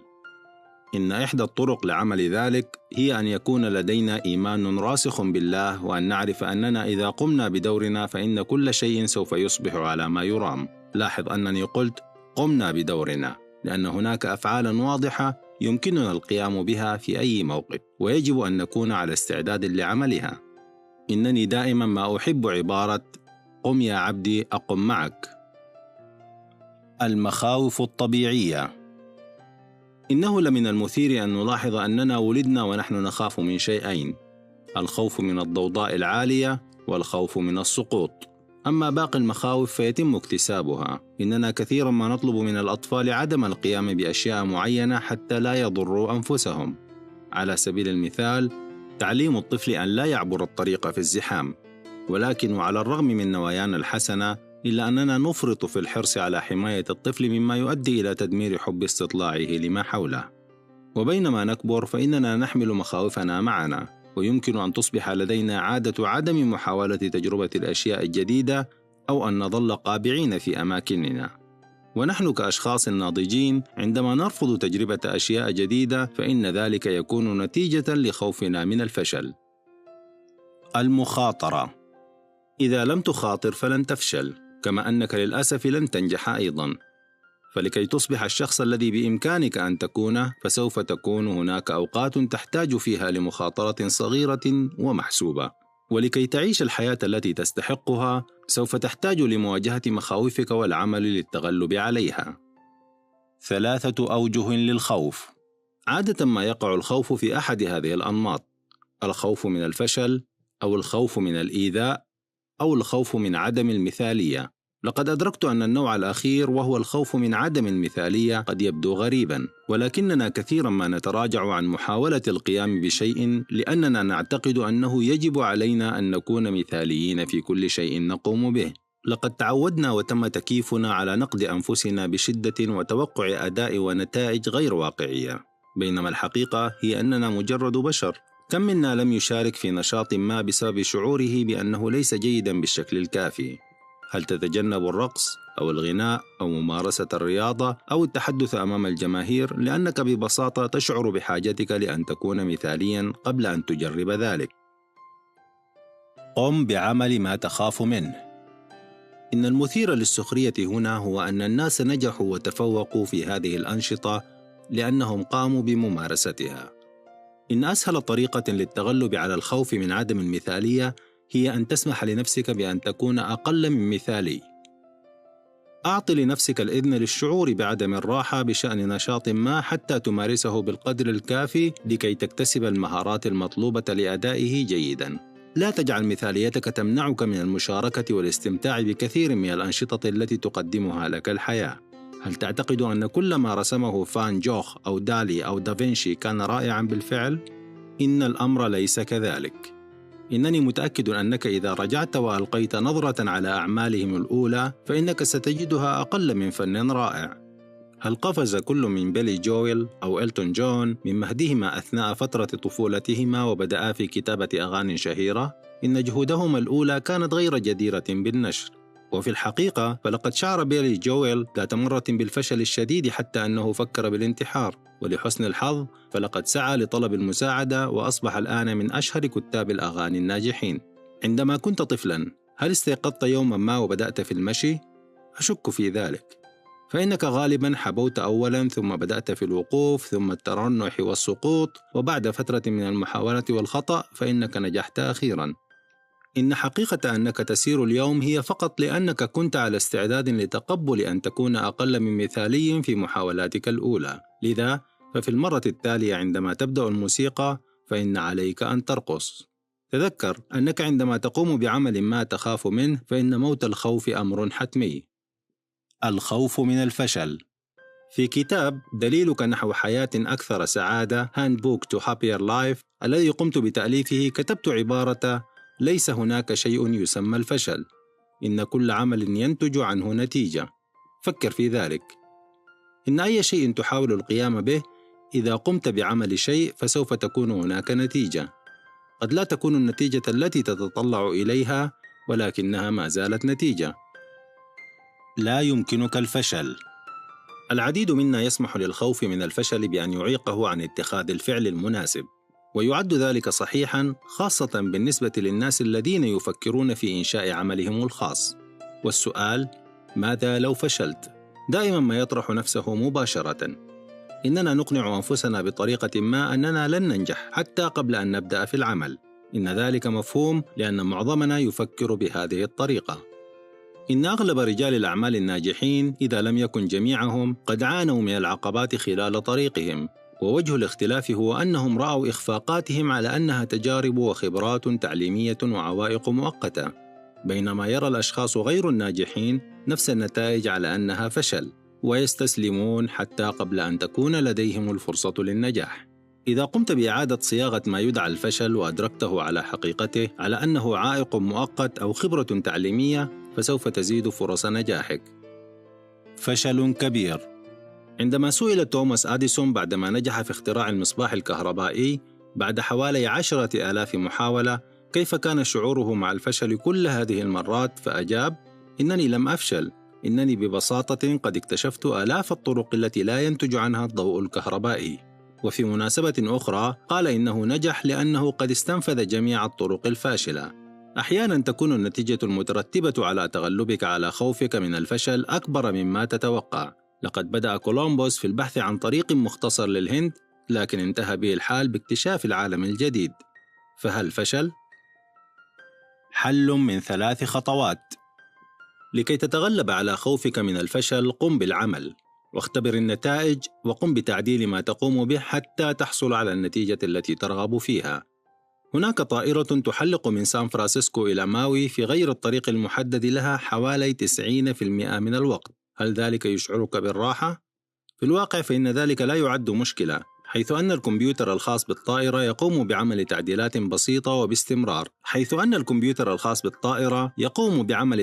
بسيطة وباستمرار في طريق الرحلة حتى تهبط في هاواي. إن الخروج على الطريق هو جزء من العملية ويعد أمرا طبيعيا. يمكنك عمل المثل، فعن طريق تقدير النتائج والحد مما لا يفيد والتأكيد على ما يفيد يمكنك الحصول على النتيجة التي تبحث عنها. إن هذا ينطبق أيضاً على الصحة واللياقة والعلاقات، مثل ما ينطبق على المغامرة في عملك الخاص. الخوف من الإيذاء. إن الخوف من التعرض للإيذاء أو الجروح والكدمات والبثور والإحراج والسخرية هو خوف آخر تحتاج إلى التغلب عليه إذا أردت أن تصبح الشخص الذي ترغب فيه. إنك لن تعرف إمكاناتك أبداً ولن تعيش حياتك كما ينبغي إذا لم ترغب في المخاطرة بالتعرض للإيذاء البسيط، سواء كان ذلك حقيقياً أو خيالاً. إنني لا أقترح أن تضع نفسك في وضع خطر يسبب لك أضراراً جسمانية، أو أن تغامر بكل ما لديك وتخاطر بتدمير حياتك المادية. إنني أشير إلى الإيذاء البسيط الذي عادة ما يتعلق بذواتنا، وهو الذي يأتي من تخطي منطقة الراحة لدينا وتحمل المخاطر. إليكم مثالا من خبرتي الشخصية كمؤلف. عندما كنت أقوم بتأليف كتابي الأول كنت أشعر بفترة من الراحة والهدوء. لقد كنت أستطيع إخبار الناس أنني أؤلف كتابا. لقد كان ذلك آمنا كما كان يبدو جيدا، فلم تتم معارضتي ما دمت في مرحلة الكتابة. وللأسف فإذا لم أقم بالمخاطرة فإنني كنت سوف أصبح القارئ الوحيد لكتاباتي. ولكي أخوض بحرية كل المشاعر والانتصارات الرائعة التي تنبع من كوني مؤلفاً ناجحاً، كان علي أن أغامر بنشر الكتاب. وعندما كنت في مرحلة التأليف كنت آمناً للغاية، ومع ذلك فلكي أنجح كان علي أن أخاطر. ولحسن حظي فلقد حقق كتاب دليلك نحو حياة أكثر سعادة Handbook to Happier Life نجاحاً ساحقاً، وعشت شعوراً رائعاً بمعرفة أن الناس يستخدمون ما كتبت لعمل تغييرات إيجابية في حياتهم. التغلب على الخوف. اشعر بخوفك واستمر في التقدم. لتبسيط العملية اسمح لي بأن أقترح التالي. أولاً، واجه مخاوفك. لن يمكنك إنكار خوفك. إذا كنت تخاف من مخاطبة الأشخاص الذين لا تعرفهم هاتفياً، فهناك خسارة مؤكدة في عملك ويجب أن تدركها. ثانياً، قم بتحليل الخوف. ما الخوف الذي يمنعك من الحصول على ما تريد؟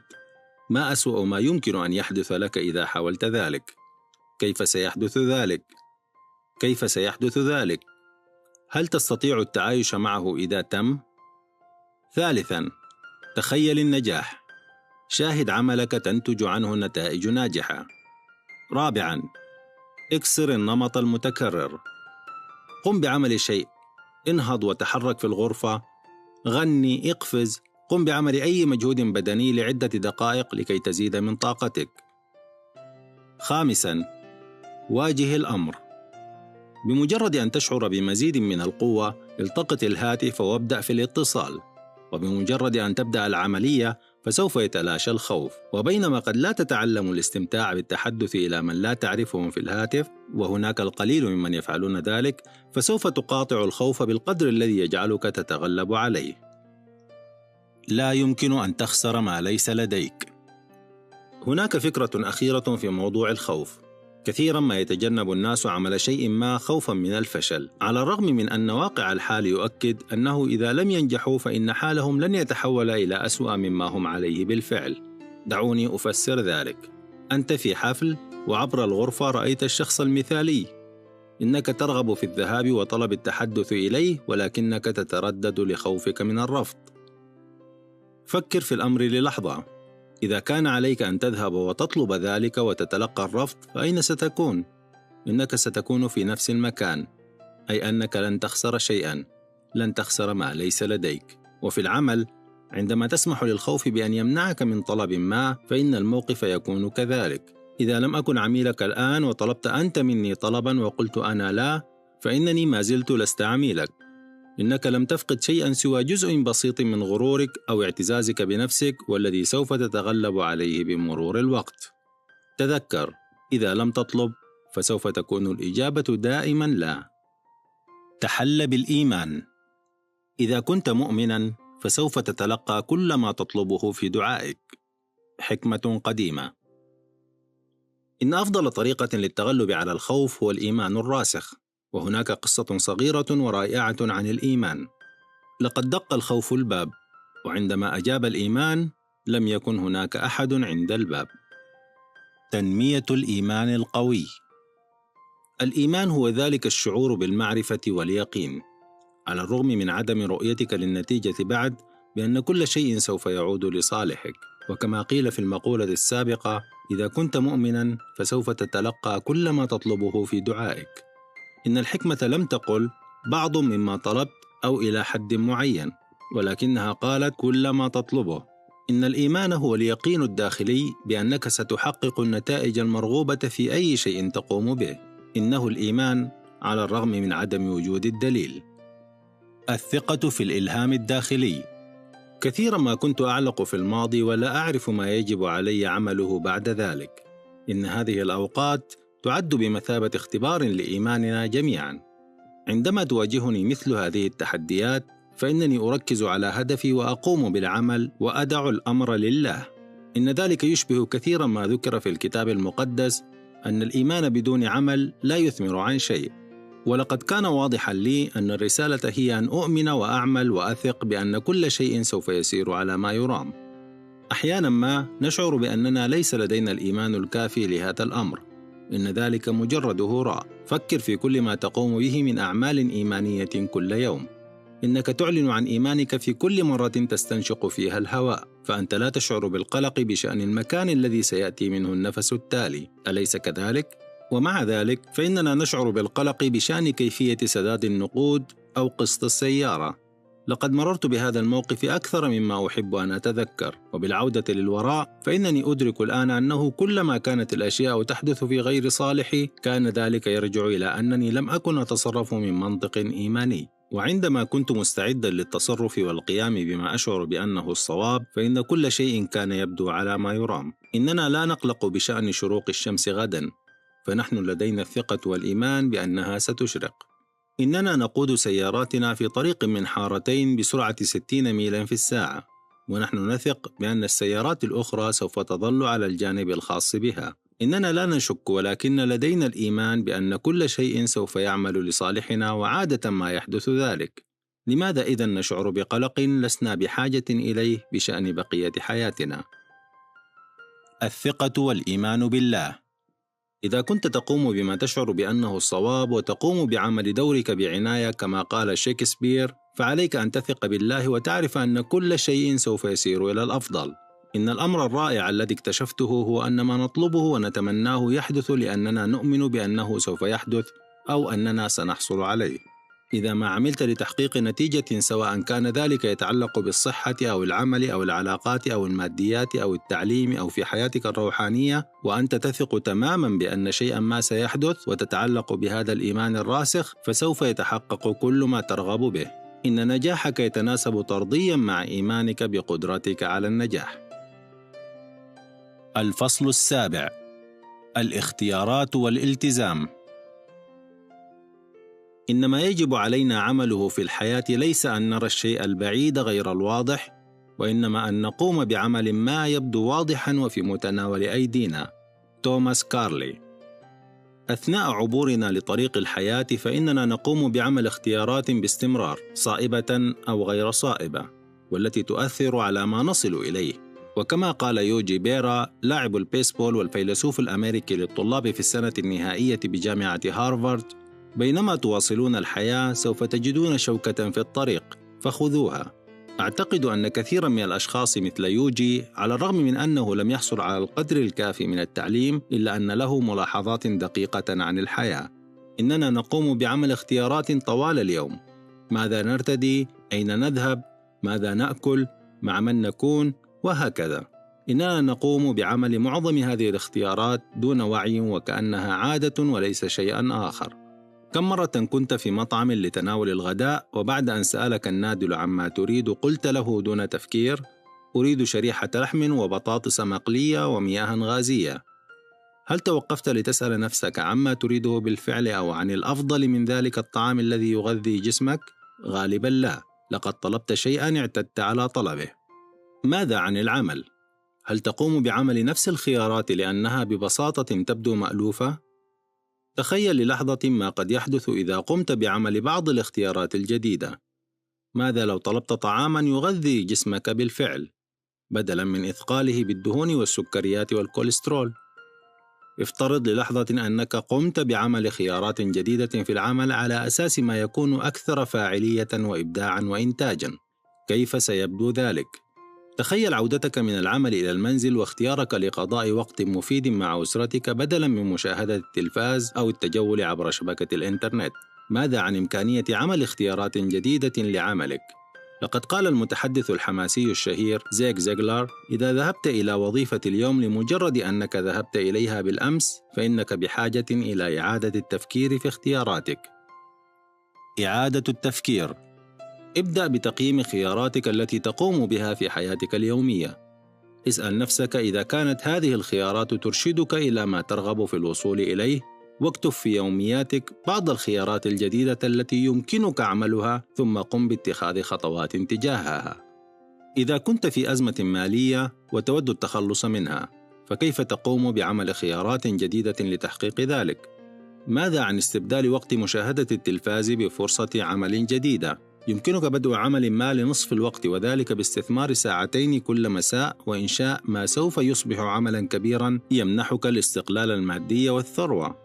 إذا كنت ترغب في فقدان الوزن، فيمكنك اختيار الذهاب للمشي بدلا من تناول بعض الحلوى. هل ترغب في المزيد من التواصل والتوافق مع أسرتك؟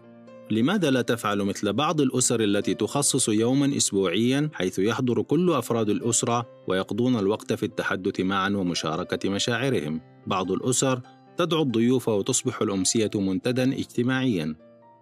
عندما ندرك الاختيارات التي نقوم بعملها على أساس يومي، يمكننا اختيار الأطعمة والأنشطة والمواقف التي تساعدنا على خلق نوع الحياة التي نرغب فيها ونستحقها.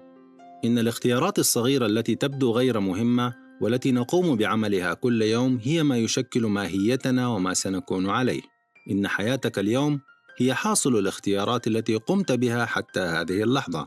لكي تغير حياتك عليك عمل اختيارات جديدة. اختيار واعٍ. فيما يلي سيناريو نموذجي يمكن أن يكون له أثر على صحتك. افترض أنك عطشان، فإن أول فكرة ستخطر ببالك هي الحصول على مياه غازية، ولكن لأنك واع لاختياراتك وأفعالك ولا تتفاعل مع الأشياء فقط، فإنك تختار بدلا منها كوبا من الماء، وقد تخبر نفسك أنك ستحصل على المياه الغازية بعد الماء إذا أردت ذلك، والاحتمالات هي أن الماء سيروي عطشك ويجعلك غير راغب في المياه الغازية. فعن طريق هذا التمييز البسيط قمت بعمل اختيار لصحتك ووفرت بعضا من المال في نفس الوقت. تخيل أنك أخذت هذا المال كل يوم، فكرت فيه في شراء مياه غازية ووضعته في حساب المدخرات، فبعد عدد من السنين سوف يكون لديك مبلغ جيد حتى لو كان صغيرا من هذا التصرف البسيط. إن هذه الاختيارات اليومية البسيطة سوف تساعدك بمرور الوقت على الحصول على حياة أكثر صحة وسعادة وإنجازا. الالتزام. إن الصفة التي تفصل بين الأشخاص الناجحين وغيرهم هي أنهم ملتزمون تماما تجاه أحلامهم وأهدافهم. كما أنهم لا يستسلمون عند ظهور أول إشارة للصعوبة، ولكنهم يصمدون أمامها.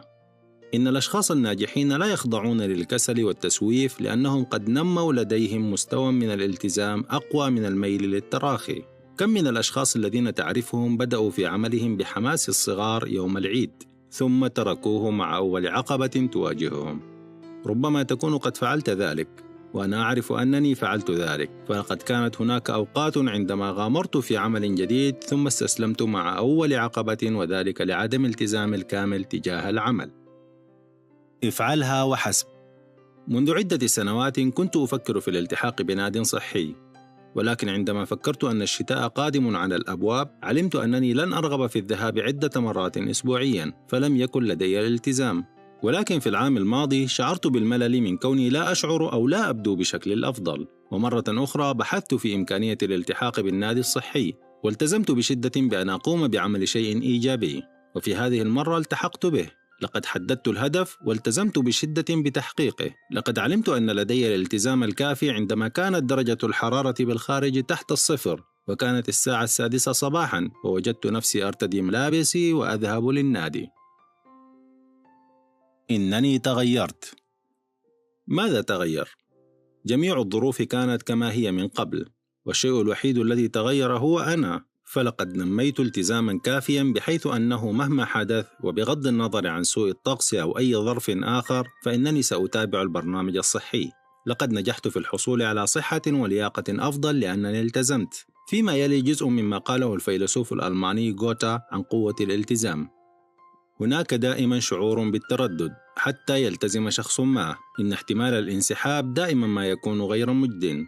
وبالنسبة لأي نوع من المبادرات فهناك حقيقة أساسية، والتي يتسبب الجهل بها في قتل أفكار وخطط لا حصر لها، وهي في اللحظة التي يلتزم الشخص فيها بشيء تبدأ العناية الإلهية في رعايته أيضا، فتتواجد جميع الأشياء التي قد لا تتواجد في أي وقت آخر لمساعدته، ويهب تيار من الأحداث النابعة من القرار تعمل لصالحه، وتجمع كل المصادفات غير المتوقعة والمقابلات والمساعدات المادية والتي لا يحلم شخص أبدا بأن تأتي في طريقه. أيا كان ما تستطيع عمله أو تحلم أنك تستطيع عمله، ابدأ به. إن الجرأة بها عبقرية وقوة وسحر. يوهان فولفغانغ فون غوتا. فماذا عنك؟ استعد للمخاطرة. يجب عليك في لحظة ما أن تكون مستعدا للمخاطرة والقيام بأي شيء من أجل تحقيق أهدافك. فهناك قول مأثور يقول: إذا لم تتمسك بشيء ما وتثابر فسوف تفشل في كل شيء. فبأي الأشياء تتمسك؟ هل لديك القدرة على التمسك بقيمك والتزاماتك مهما حدث؟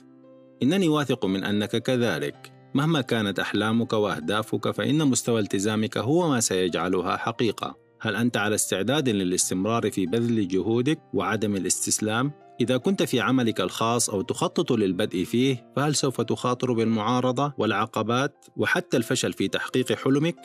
هل ستستعد له وترفض الاستسلام مهما كان ما تواجهه؟ إذا كانت الإجابة بنعم على هذا السؤال، فسوف تزيد فرص نجاحك بشكل كبير. إنني أستطيع القول أنه مع كون كل شيء آخر متساويا، فإن الشخص صاحب أقوى التزام سوف ينجح بينما يفشل الآخرون.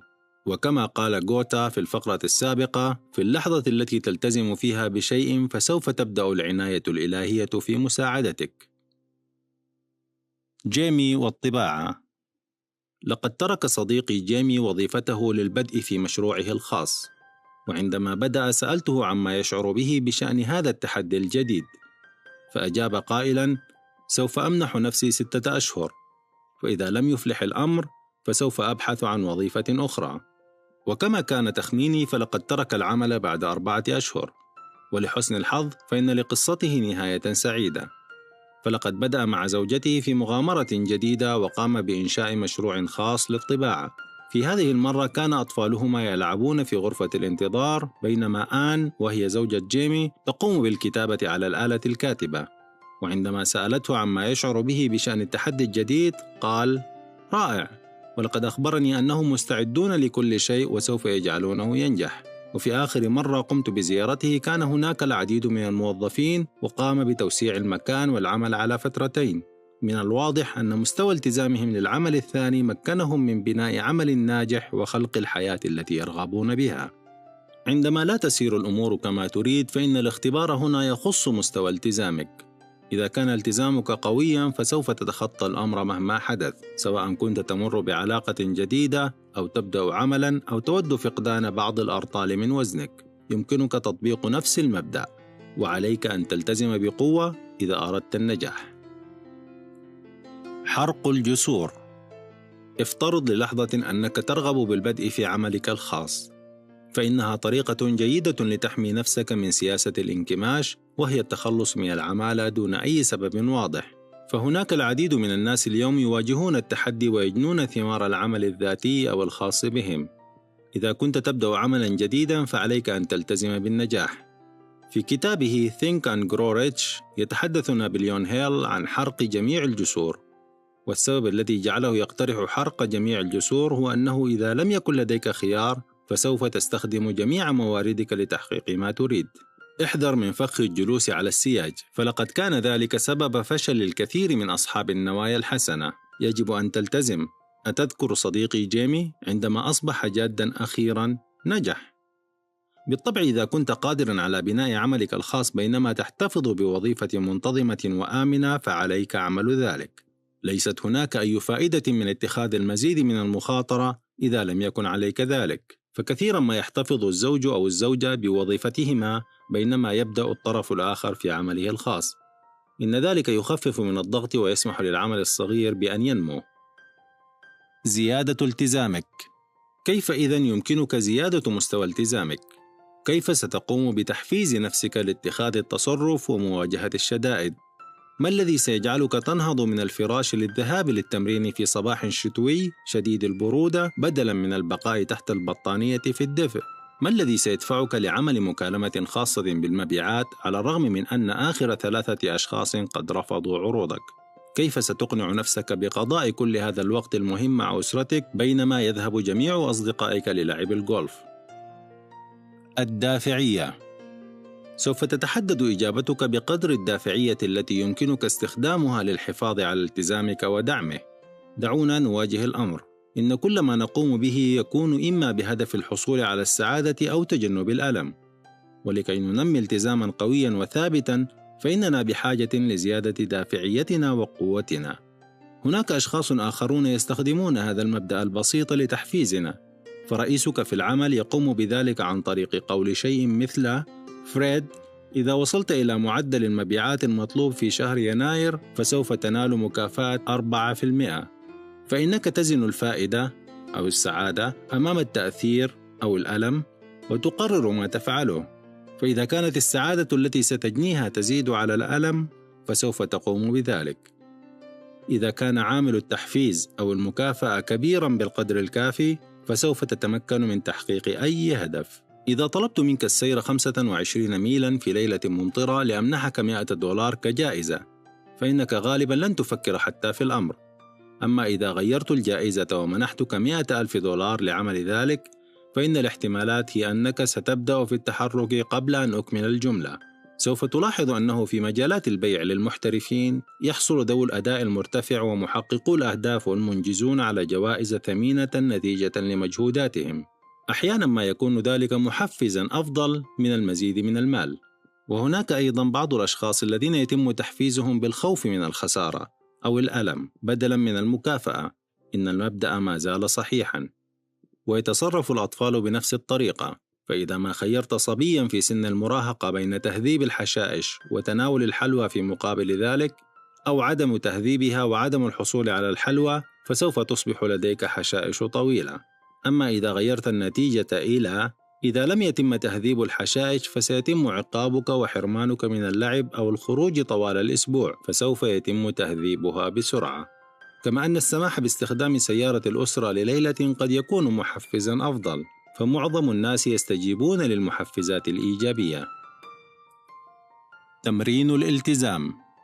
كيف تستخدم مبدأ الدافعية لتقوية التزامك؟ إن الأمر بسيط. في يومياتك قم بكتابة فقرة أو 2 تؤكد فيهما على جميع الفوائد التي تحققها بالبقاء ملتزما والوصول إلى هدفك. تذكر فإننا نرغب في ربط المزيد من السعادة بالاستمرار في الالتزام. وبالنسبة لهدف العمل فإن الفائدة قد تكون كل ما يمكن شراؤه لنفسك ولأسرتك بالنقود الإضافية. قم بكتابة ذلك. قد تكون الأماكن البعيدة التي يمكنك زيارتها والسعادة التي ستشعر بها هناك، وقد يكون الوقت الإضافي الذي ستقضيه مع من تحب، أو الشعور بالحرية النابع من سيطرتك على حياتك. أيا كان ما تريده قم بتدوينه. آلام الهزيمة. وبعد ذلك في صفحة أخرى قم بتدوين كل الألم الذي سوف تشعر به إذا لم تكمل ذلك. ما الذي ستخسره؟ ما الذي تخسره بالفعل بعدم وصولك لهذا الهدف؟ ما النتائج التي قد تحدث إذا لم تثابر في التزامك؟ قد يعني ذلك بقاءك في وظيفة لا تحبها، أو العمل لدى رئيس لا تحترمه، وعمل ذلك لمدة 20 سنة أخرى أو أكثر. خطوة للمستقبل. إذا أردت اكتساب المزيد من الالتزام نحو هدف صحي، فاسأل نفسك: كيف سأبدو وأشعر بعد 10 أو 20 أو 30 عاماً إذا لم أقم بعمل شيء الآن؟ عندما فعلت ذلك ورأيت بوضوح كيف ستكون حالتي الجسمانية بعد 30 عاماً إذا لم أبدأ في ممارسة التمارين الآن، فقد حفزني ذلك كثيراً لدرجة ارتداء الملابس الرياضية والخروج قبل أن أكمل كتابة التمرين. لقد كان ذلك منذ عدة سنوات، ولقد حافظت على برنامج من التمارين المنتظمة منذ هذا اليوم. وعندما وجدت نفسي أعود إلى عاداتي القديمة والكسولة والتي تعود إليها بين الحين والآخر، فإن كل ما كنت بحاجة إليه هو تكرار التمرين. ولقد عاد الالتزام مرة أخرى، لذا فإن التركيز على النتيجة في أي شيء وخاصة الصحة والتمرين يساعدك على المثابرة في الأوقات الصعبة. عليك بتذكير نفسك بالهدف وراء ما تقوم به. مستوى عالمي. هل تعتقد أن الفائزين بالميداليات الذهبية في الأولمبياد يحبون ممارسة التمارين فقط؟ بالطبع لا. إنني متأكد أنهم قد يفضلون عمل أشياء أخرى أثناء الأيام التي يمارسون فيها التمارين حتى يصلوا إلى الأولمبياد، ولكنهم يركزون على الميدالية، فهم يرون أنفسهم في دائرة الفائزين ويرون ويشعرون بهتاف الجماهير. هذا هو ما يجعلهم يثابرون في العمل الشاق لكي يكونوا رياضيين على مستوى عالمي. إنك شخص على مستوى عالمي أيضاً. ركز على نتيجتك، واستخدم تمرين قوة الدفع ليساعدك على البقاء ملتزماً لحياتك، وأنا متأكد أنك ستحيا حياة لا يمكنك تخيلها. أرجو وضع علامة على هذه الصفحة، لأنك ستستخدم هذا التمرين مرة أخرى بعد الفراغ من الفصل الخاص بتحديد الأهداف. الفصل 8: الفعل. كما أن الجسد بدون روح يكون ميتاً، كذلك فإن الإيمان بدون عمل يكون بلا جدوى. قول مأثور. بمجرد أن تبدأ في عملية تحديد ما تريد تغييره في حياتك، وتنمي اعتقادات قوية جديدة، وتحدد أحلامك، وتشعر بالإثارة من الإمكانات الكامنة هناك، وتتخلص من مخاوفك، وتقوي إيمانك، وتحدد أهدافك، فإن الخطوة التالية والأكثر أهمية هي الفعل. قم بدورك. كما تقول الحكمة الموجودة بأعلى الصفحة، فإن عليك أن تكون على استعداد لأداء دورك، ودورك هو العمل الضخم. إذا كنت تريد حياة عظيمة، عليك القيام بعمل ضخم. ركز على النتائج. إنه لمن الضروري بالنسبة لنا أن نحتفظ بدورنا فيما هو متوقع. إن مهمتنا هي تحديد وتعريف أهدافنا واتخاذ الأفعال المناسبة نحو تحقيقها. ركز على النتائج المرغوبة واترك التفاصيل لله. إننا ندمر أنفسنا من خلال محاولاتنا السيطرة على كيفية الحصول على ما نريد. إن قصة ليندا تعد مثالاً جيداً على محاولة السيطرة على الكيفية. إن ليندا هي إحدى السيدات اللاتي يحضرن ورشة العمل التي أديرها. وفي الليلة الأولى لحضورها قالت إن أحد أهدافها كان الذهاب في رحلة، ولقد دونت ذلك وحددت هدفاً للقيام بها. وفي الأسبوع التالي قالت إن أختها قد اصطحبتها في رحلة مجانية إلى هاواي، وعندما سألتها لماذا لم تشعر بالإثارة لأن هدفها قد تحقق في فترة قصيرة، قالت إن ذلك لا يهم، لأن هدفها كان أن تدفع تكاليف الرحلة لنفسها. ولقد اقترحت عليها أن تقبل الهدية بترحاب وأن تتصور أنها قد حققت هدفها بالذهاب إلى هذه الرحلة، أما تفاصيل الكيفية فإنها ليست مسؤوليتها. سيارتي القديمة. ذات مرة عندما كنت أعيد بناء حياتي بعد أن وصلت إلى درجة من الاضمحلال الواضح، كنت لا أمتلك سيارة، ولم يكن ذلك مشكلة كبيرة حيث كان يمكنني استخدام المواصلات العامة، ولكن كان أحد أهدافي الفورية هو اقتناء سيارة، ولقد حددت ذلك كهدف واستمررت في عملي وتركت الأمر لله. وفي إحدى الليالي كنت أتناول العشاء مع أختي ديبي وخطيبها، عندما قال فجأة: بالمناسبة إنني أعلم أنك بحاجة إلى سيارة، وأنا لدي واحدة في الجراج، إنها لا تبدو رائعة عند النظر إليها، ولكنها تسير بشكل جيد، وهي لك ما دمت بحاجة إليها. هل قلت لا؟ إنني أود شراء سيارة خاصة بي؟ بالطبع لا، فلقد قلت أشكرك، وتقبلت هديته بترحاب. كن مترقبا للفرصة. إن مهمتنا هي معرفة ما نريد والسعي لتحقيقه، أما تفاصيل الكيفية والتوقيت فهي في يد الله، فسوف نحصل على كل شيء طلبناه عندما يأذن الله. من الضروري أن نبقى مترقبين لكل الإمكانيات والفرص، وإذا كان هدفك هو زيادة ثروتك ووجدت قرشا في الطريق، فإن عليك التقاطه وشكر الله على هذه الزيادة. عليك التأكيد على أن ثروتك تزداد. لا تضر ظهرك للفرصة لأنك تعتقد أنك تعرف كيف يجب أن تسير الحياة. إنك لست خالق الكون، عليك أن تقوم بدورك ببساطة، وكل شيء سوف يعمل لصالحك. قم بها الآن. إن أحد أهم مبادئ العمل هو اتخاذ الخطوة الأولى على الفور، وأنا أعني بذلك أنه بمجرد أن تتخذ القرار بشأن أهدافك، انظر لكل منها واسأل نفسك عما يمكنك القيام به الآن واليوم وهذه اللحظة للبدء في التحرك في اتجاه تحقيق هذا الهدف. ما هو الفعل البسيط الصغير الذي يمكنك عمله للبدء في طريقك الذي تريده؟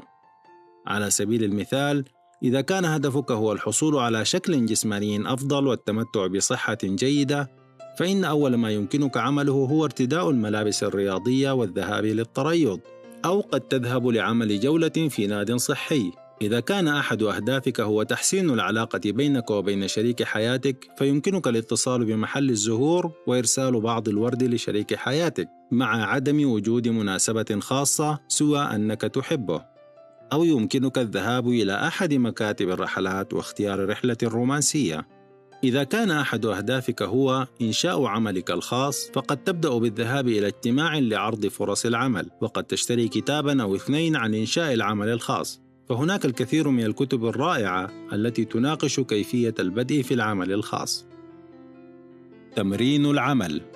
في يومياتك قم بعمل قائمة بكل أهدافك السنوية وقصيرة الأجل، واكتب بجوار كل منها خطوة بسيطة سوف تتخذها على الفور، ثم اذهب لتنفيذها. العمل قوة. إن هذه خطوة قوية لأسباب عديدة. أولاً، لأنها توضح لعقلك الباطن أنك جاد بشأن هدفك، كما أنها توصل رسالة بأنك متحمس له وعاقد العزم على الوصول له، وتزيل أي شك إذا كان هذا هدفاً حقيقياً أم مجرد أمنية فارغة. ثانياً، فإنها تأتي بقانون الطبيعة الذي يؤكد أن القوة المتحركة تظل متحركة إلى أن تصطدم بقوة خارجية أكبر منها. فبمجرد أن تبدأ في التحرك تجاه هدفك، فمن المحتمل أنك سوف تستمر، لذا ابدأ الآن. وهناك فائدة إضافية، وهي الشعور بالرضا الذي ينبع من اتخاذ خطوة تجاه أهدافك. سوف تبدأ في الشعور بالثقة مما تقوم به، وسوف يحفزك ذلك أكثر. العمل الضخم. إنه لمن الحقيقي أنك إذا أردت حياة عظيمة فإنك بحاجة إلى أحلام كبيرة، كما أنك إذا أردت نتائج ضخمة فعليك اتخاذ خطوات ضخمة. ذات مرة عندما كنت أحاول فقدان بعض من وزني ولم أحصل على نتيجة، ذهبت إلى صديق قد خفض من وزنه بنجاح، وعندما أخبرته أنني أسير لمدة 20 دقيقة 3 مرات أسبوعيا إلا أنني لا أفقد شيئا من وزني، قال لي: كم عدد أيام الأسبوع؟ وبالطبع أجبته 7، فقال لي: إذن سر 7 أيام وسوف تفقد بعضا من وزنك. ولقد فعلت ذلك وأفلحت هذه الطريقة.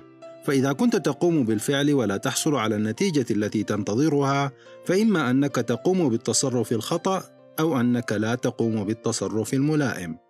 إن العمل الضخم سوف ينتج عنه تغيير ضخم. افترض أن أفعالك وتصرفاتك تتجه إلى الاتجاه الصحيح وأنك تحصل على النتيجة، فإنك ستتمكن من زيادة مستوى نتائجك بالمزيد من العمل. أليس ذلك شيئا بسيطا؟ زيادة المحاولات. على سبيل المثال، إذا كنت تقوم بعمل 10 مكالمات يوميا للعملاء المتوقعين في عملك وتنجح في أخذ مواعيد من 1 أو 2، فإنك إذا قمت بعمل 50 أو 100 مكالمة، فإن احتمالات نجاحك سوف تتضاعف من 5 إلى 10 أضعاف، وتزيد بنسبة تتراوح ما بين 500 إلى 1000%.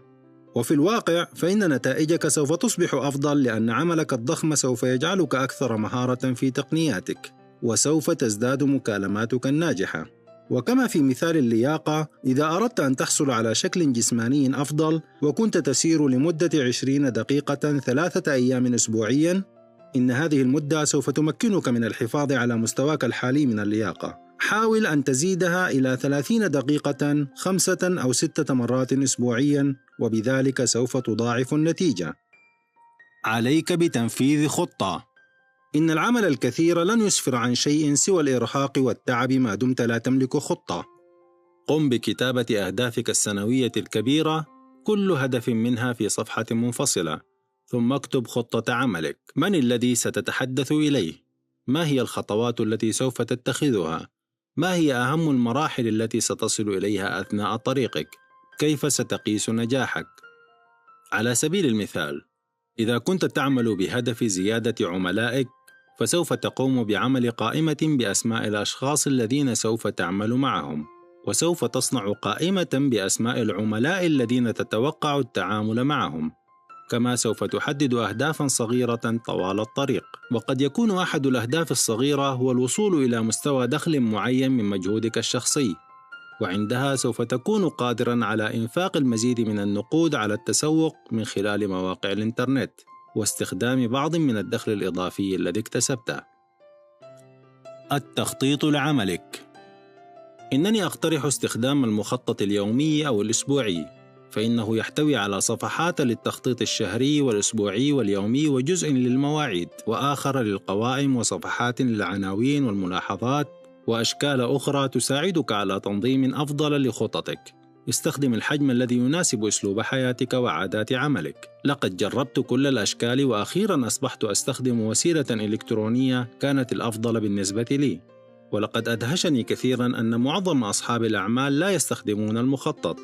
إنني لا أستطيع تخيل إدارة حياتي العملية دون استخدامه، وهذا قد يكون سبب شكوى الكثيرين من شدة انشغالهم وعدم تحقيقهم لما يريدون. التخطيط الأسبوعي.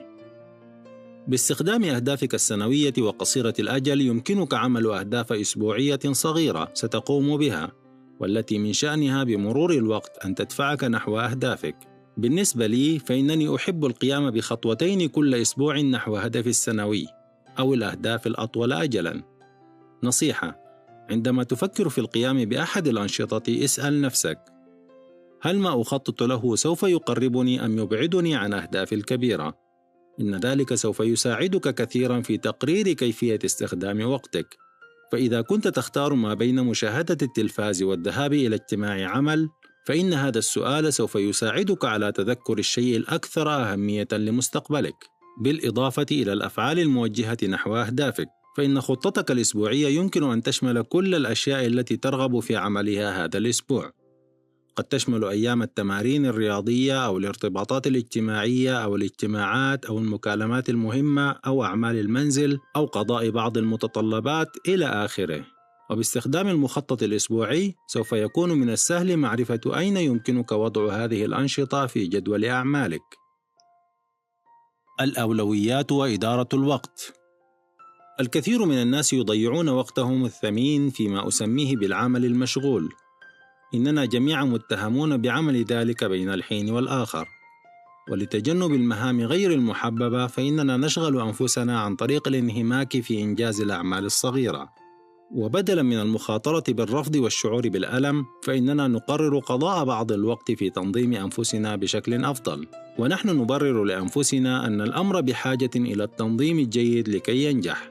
لذا فإننا نذهب إلى المستودع المحلي للأدوات ونبدأ في شراء ملفات ملونة وكروت للعمل وأقلام وأوراق وبرامج كمبيوتر جديدة وأدوات لا حصر لها غير ضرورية. إن ذلك يؤدي إلى فوضى لا تنتهي. وكما يقول صديقي بيرك هيدجز: لا تخلط النشاط بالإنتاج. ضع لعملك خطة واعمل على تنفيذها. لقد ثبت أن استثمار ساعة في التخطيط يمكن أن يوفر لك 10 ساعات من العمل. فإذا قابلت أصحاب الإنجازات والناجحين فسوف تعلم أنهم يميلون إلى النظام. إنهم يخططون لعملهم ويعملون على تنفيذ خططهم. فإذا أردت أن تكون أكثر نجاحاً فتعلم أن تخطط لأنشطتك قبل أن تبدأ في العمل. تعلم إشراك الآخرين. دعنا نواجه الأمر. لا يوجد أحد يجيد كل شيء. سوف تجد دائما مهام وأنشطة تتفوق بها وأنشطة ومهام أخرى تصعب عليك.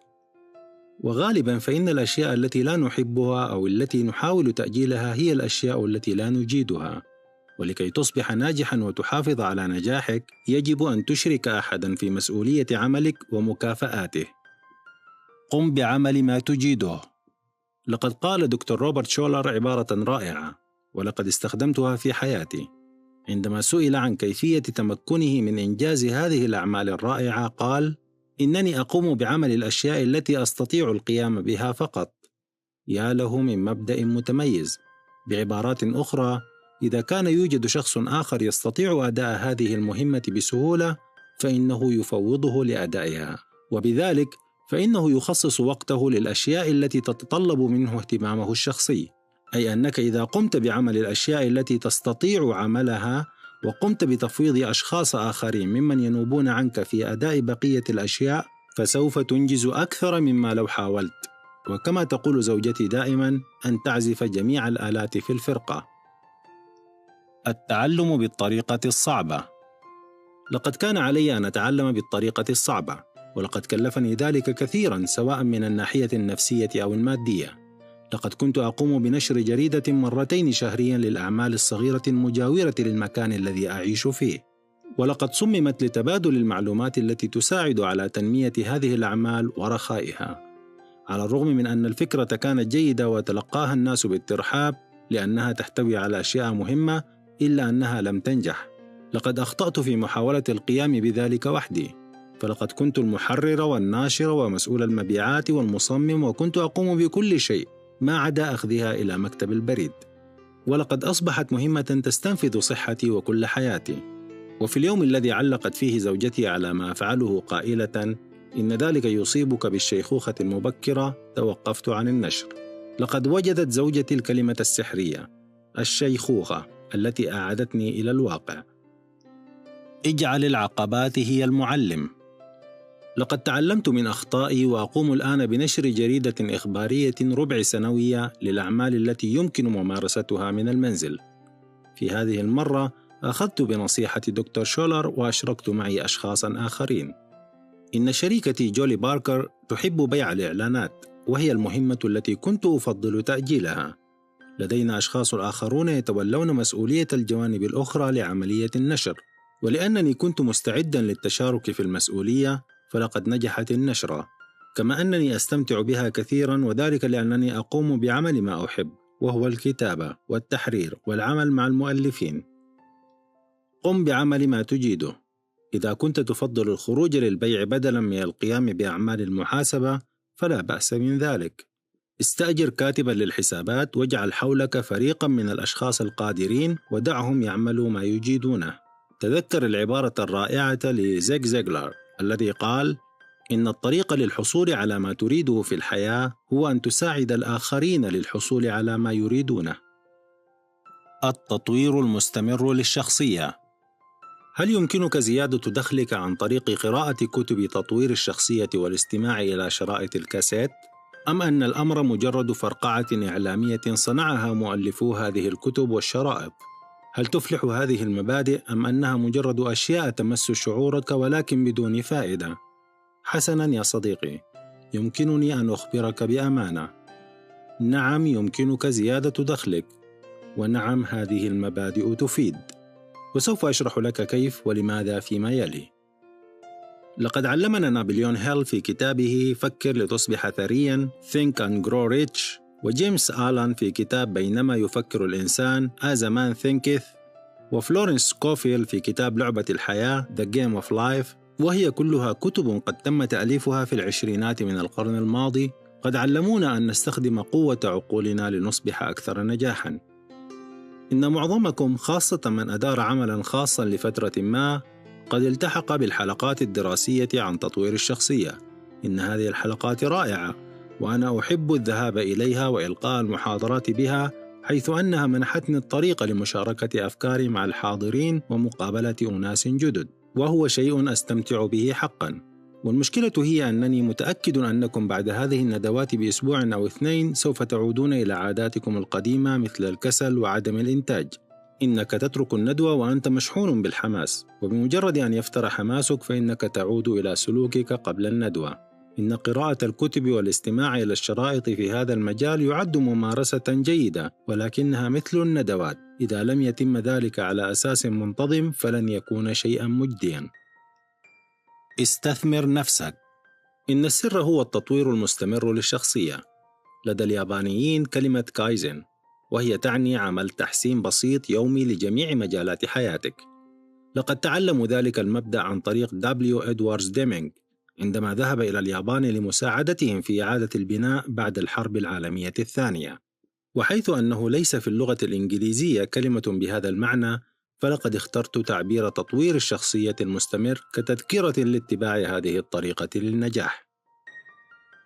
إثبات الإيجابية. منذ عدة سنوات زارني صديقي جون في مكتبي بالمنزل، ولم أكن قد رأيته منذ فترة، لهذا فقد سألته بالطبع عن حاله، فأجاب رائع، لقد ارتفع دخلي 15% في الشهور 6 الأخيرة. وبالتفكير في أن جون يعمل في مجال بيع السيارات وكنا نعاني من الركود في منتصف هذا العقد، فكان علي أن أعرف المزيد، لذا فلقد سألته كيف كان ذلك، فأجاب: لقد ذهبت لحضور ندوة، وفسر ذلك بأن القائم على الندوة قد اقترح قراءة كتاب عن مساعدة الذات لمدة 15 إلى 30 دقيقة يومياً. إن جون الذي لم يقرأ كتاباً منذ تخرجه قد اشترى كتباً وأصبح يقرأ كل صباح قبل ذهابه إلى العمل. لقد كان يذهب إلى عمله مبكراً نصف ساعة، ويجلس في سيارته ويقرأ الكتاب. هذا هو كل ما قام به من تغيير في عاداته اليومية، وازداد دخله 15%، أي نحو $100 لكل ساعة قراءة. فهل تقرأ أنت 30 دقيقة يومياً لاكتساب $50؟ لماذا يفيد ذلك؟ لقد استغرقت وقتاً طويلاً لفهم ما حدث، ولكنني أدركت ذلك أخيراً في يوم ما. تخيل جون وقد أنهى للتو عادته اليومية في قراءة كتاب حماسي، وذهب إلى عمله في المعرض وهو بالطبع في حالة رائعة وإيجابية، وروحه المعنوية مرتفعة، وبالطبع سعيد ويشعر بالقوة. أما بقية البائعين فيجلسون في أحد الأركان يتحدثون عن الركود. إنك تشاهد الجميع وهم يقفون ويتذمرون من الموقف بدلاً من العمل على تغييره. جاذبية الطاقة الإيجابية. تخيل أنك الشخص الذي يريد شراء سيارة جديدة ودخلت المعرض، وفي أحد الجوانب ترى مجموعة تبدو متجهمة، وعلى الجانب الآخر تجد جون الذي يتجول بالمكان سعيداً. والآن دعني أسألك السؤال المهم: من أي منهم تريد شراء سيارتك؟ أي منهم سوف تنجذب إليه أكثر؟ بالطبع جون، فالطاقة الإيجابية تجذب الناس نحوها. وكنتيجة مباشرة لاستثمار القليل من الوقت يومياً في تطوير الشخصية، ارتفع دخل جون وشعر بتحسن في عمله. والمكافأة هنا هي أن نشاطه يتضاعف، كلما فعلت ذلك شعرت بتحسن أفضل. النجاح يترك أسراره. إن 100% من أصحاب الملايين الذين اكتسبوا ثرواتهم بأنفسهم، فيما عدا الأشخاص العاملين في مجالات الملاهي والتسلية، ملتزمون بقراءة كتب والاستماع إلى أشرطة مساعدة الذات. إنني شخصياً أدرك أن نجاحي الشخصي يرجع إلى النظام الثابت الذي اتبعته من قراءة الكتب والاستماع إلى الشرائط الحماسية وحضور ندوات تحسين الذات. إن سيارتي لا تخلو أبداً من شريط أو اثنين، كما أنني دائماً ما أقرأ بعض الكتب. كم كتاباً قرأت هذا الشهر؟ كم شريطاً في سيارتك؟ هل تعتقد أن من المصادفة أن شركات مثل جيليت، أمواي، ماكدونالدز، كوداك، دلتا ايرلاينز، IBM، AT&T، سنشوري 21، جنرال موتورز، ماريوت وفورد وغيرها الكثير لديها برامج لتطوير العاملين باستخدام الكتب والأشرطة لتشجيع النجاح في عملهم؟ كل ما تحتاجه هو النظر إلى أرقام المبيعات في هذه الشركات لترى نتائج هذه البرامج. الفصل 9: أدوات النجاح. لا توجد طريقة أكثر ضماناً للنجاح من اتباع خطوات الذين حققوا النجاح. مجهول. في الصفحات التالية ستجد بعض الأدوات التي استخدمتها أنا وكثيرون غيري للبقاء على الطريق الصحيح ولتأهيل عقولنا لحياة سعيدة ومنتجة. استخدم الأفكار التي تلائمك واترك الباقي. عليك استخدامها مع الأمثلة الأخرى في هذا الكتاب واستمتع بالأمر. التأكيدات. كما ذكرت من قبل، فإن التأكيدات هي أكثر الأدوات قوة التي يمكنك استخدامها للقيام بالتغيير. اقرأ، اكتب أو حتى دندن بالتأكيدات المتعلقة بما تريده، واحرص على استخدام صيغة المضارع: أنا أكون، أنا لدي، أنا أكسب.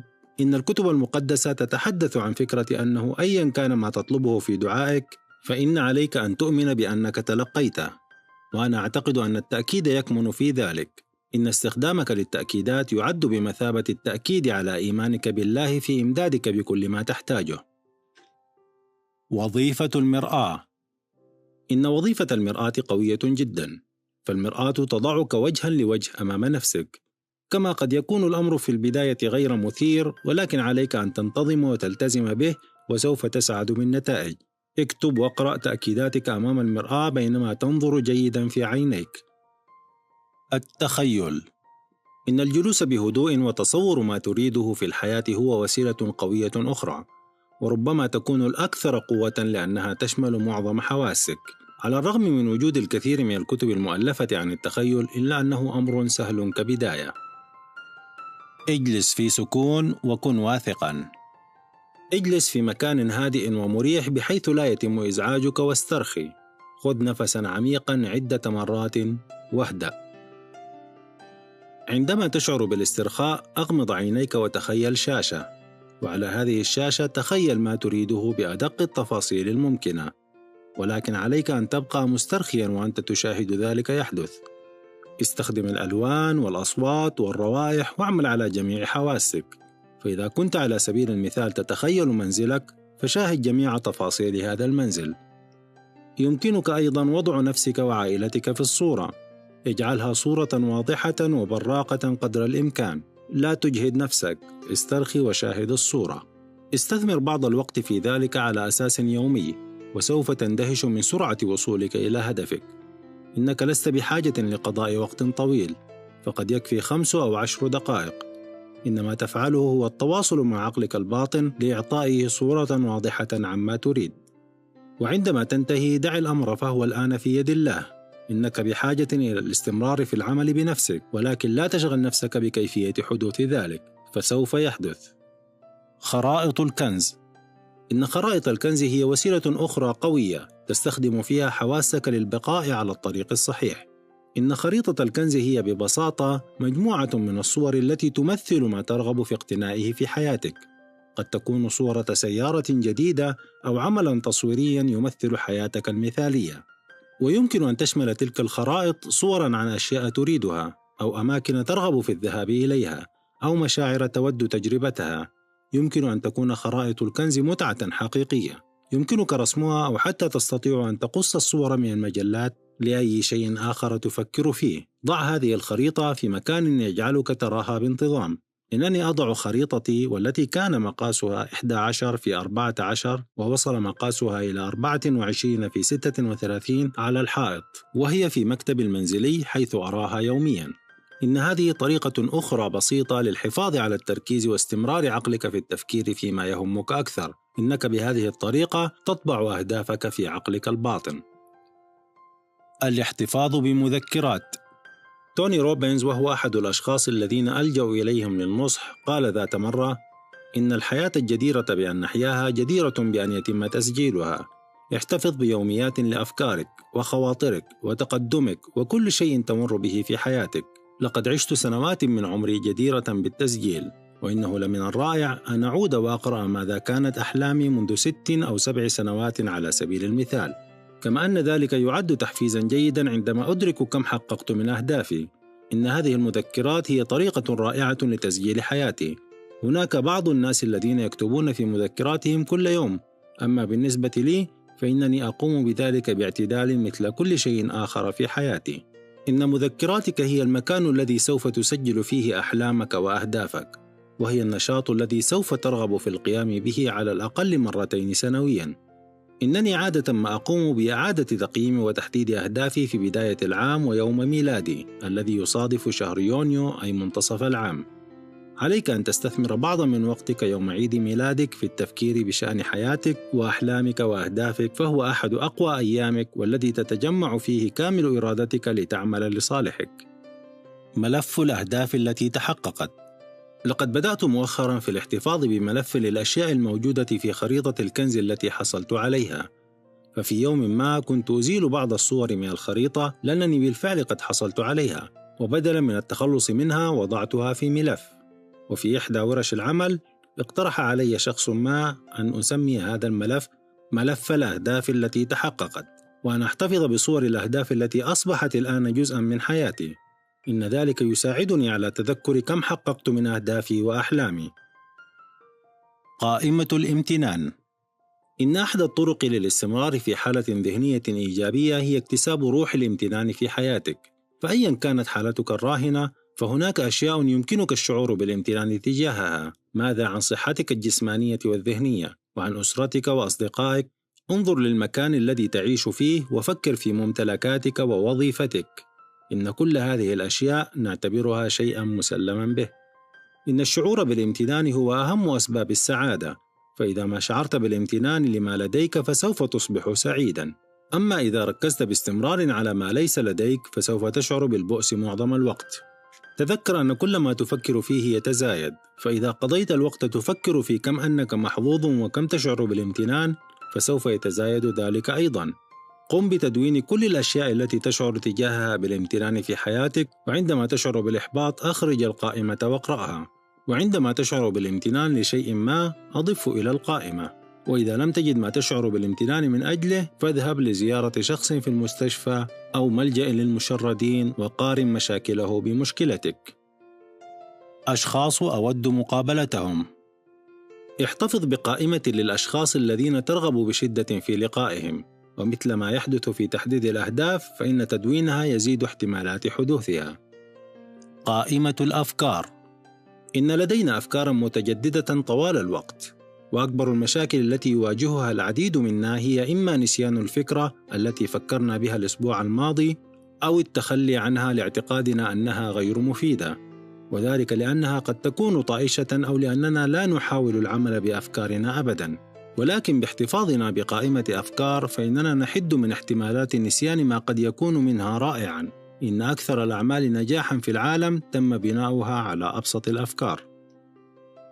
ميلاد بسكويت الآيس كريم. هل تعرف قصة بائع الآيس كريم في المعرض العالمي عام 1934 والذي عندما نفد ما لديه من الأكواب الورقية للآيس كريم اقترض بعضا من رقائق البسكويت من بائع في الطريق والذي لم يكن يبيع كثيرا على أي حال، وبدأ في عمل ما يعرفه العالم الآن على أنه بسكويت الآيس كريم. اجعل عقلك متفتحا للتركيبات والإمكانيات الجديدة. هدفك الأساسي. إذا كان لديك كل المال الذي تحتاجه فما الذي تقوم به؟ ما الشيء الذي وجدت على الأرض لتحقيقه؟ كيف يمكنك استثمار وقتك وطاقتك بأفضل طريقة؟ ما هي المشاركة المتميزة التي يمكنك وحدك تقديمها للعالم؟ ما الذي يعد ضروريا لك؟ قم بكتابة هدف أساسي محدد في مذكراتك بكل التفاصيل الممكنة. إننا هنا جميعا لعمل شيء ما. إذا كنت أحد هؤلاء المحظوظين الذين يكتشفون ما هم مؤهلون للقيام به وعلى استعداد للاستمرار وإنجازه، فسوف تحيا حياة أكبر من أعظم أحلامك جموحا. الخاتمة: لقد علمت أنه يجب أن تكون لديهم حياة، وأن تكون حياة تمتاز بالرخاء. جون. هكذا أصبحت لديك أفكار وطرق مجربة وأثبتت صحتها عبر الزمن، ويمكنك استخدامها لصنع حياة أعظم من أعظم تخيلاتك. إنني أعلم ذلك لأنني قمت به، والآن فإن الأمر يرجع إليك. هل أنت على استعداد للعمل والتطبيق الواقعي؟ هل أنت مستعد لتنسى كل المعتقدات المقيدة ولتغيير عاداتك المدمرة وتقرير ما ترغب فيه بالفعل وتدوين هذه الرغبات وتحديد الأهداف وامتلاك الحياة التي ترغب فيها وتستحقها؟ وأخيراً، هل أنت على استعداد لاتخاذ الخطوات اللازمة لتحقيق ذلك وصنع الحياة التي تريدها؟ إنك الآن على طريقك لتصميم الحياة التي تحلم بها. اكتب في مذكراتك بانتظام لمتابعة تقدمك وتسجيل أحداث حياتك. يمكنك بالفعل أن تحصل على الحياة التي تحلم بها. تذكر أن تقوم بذلك الآن. هذه حياتك، لا وقت للتجارب. اعمل بجد وليساعدك الله. جيم دونوفان.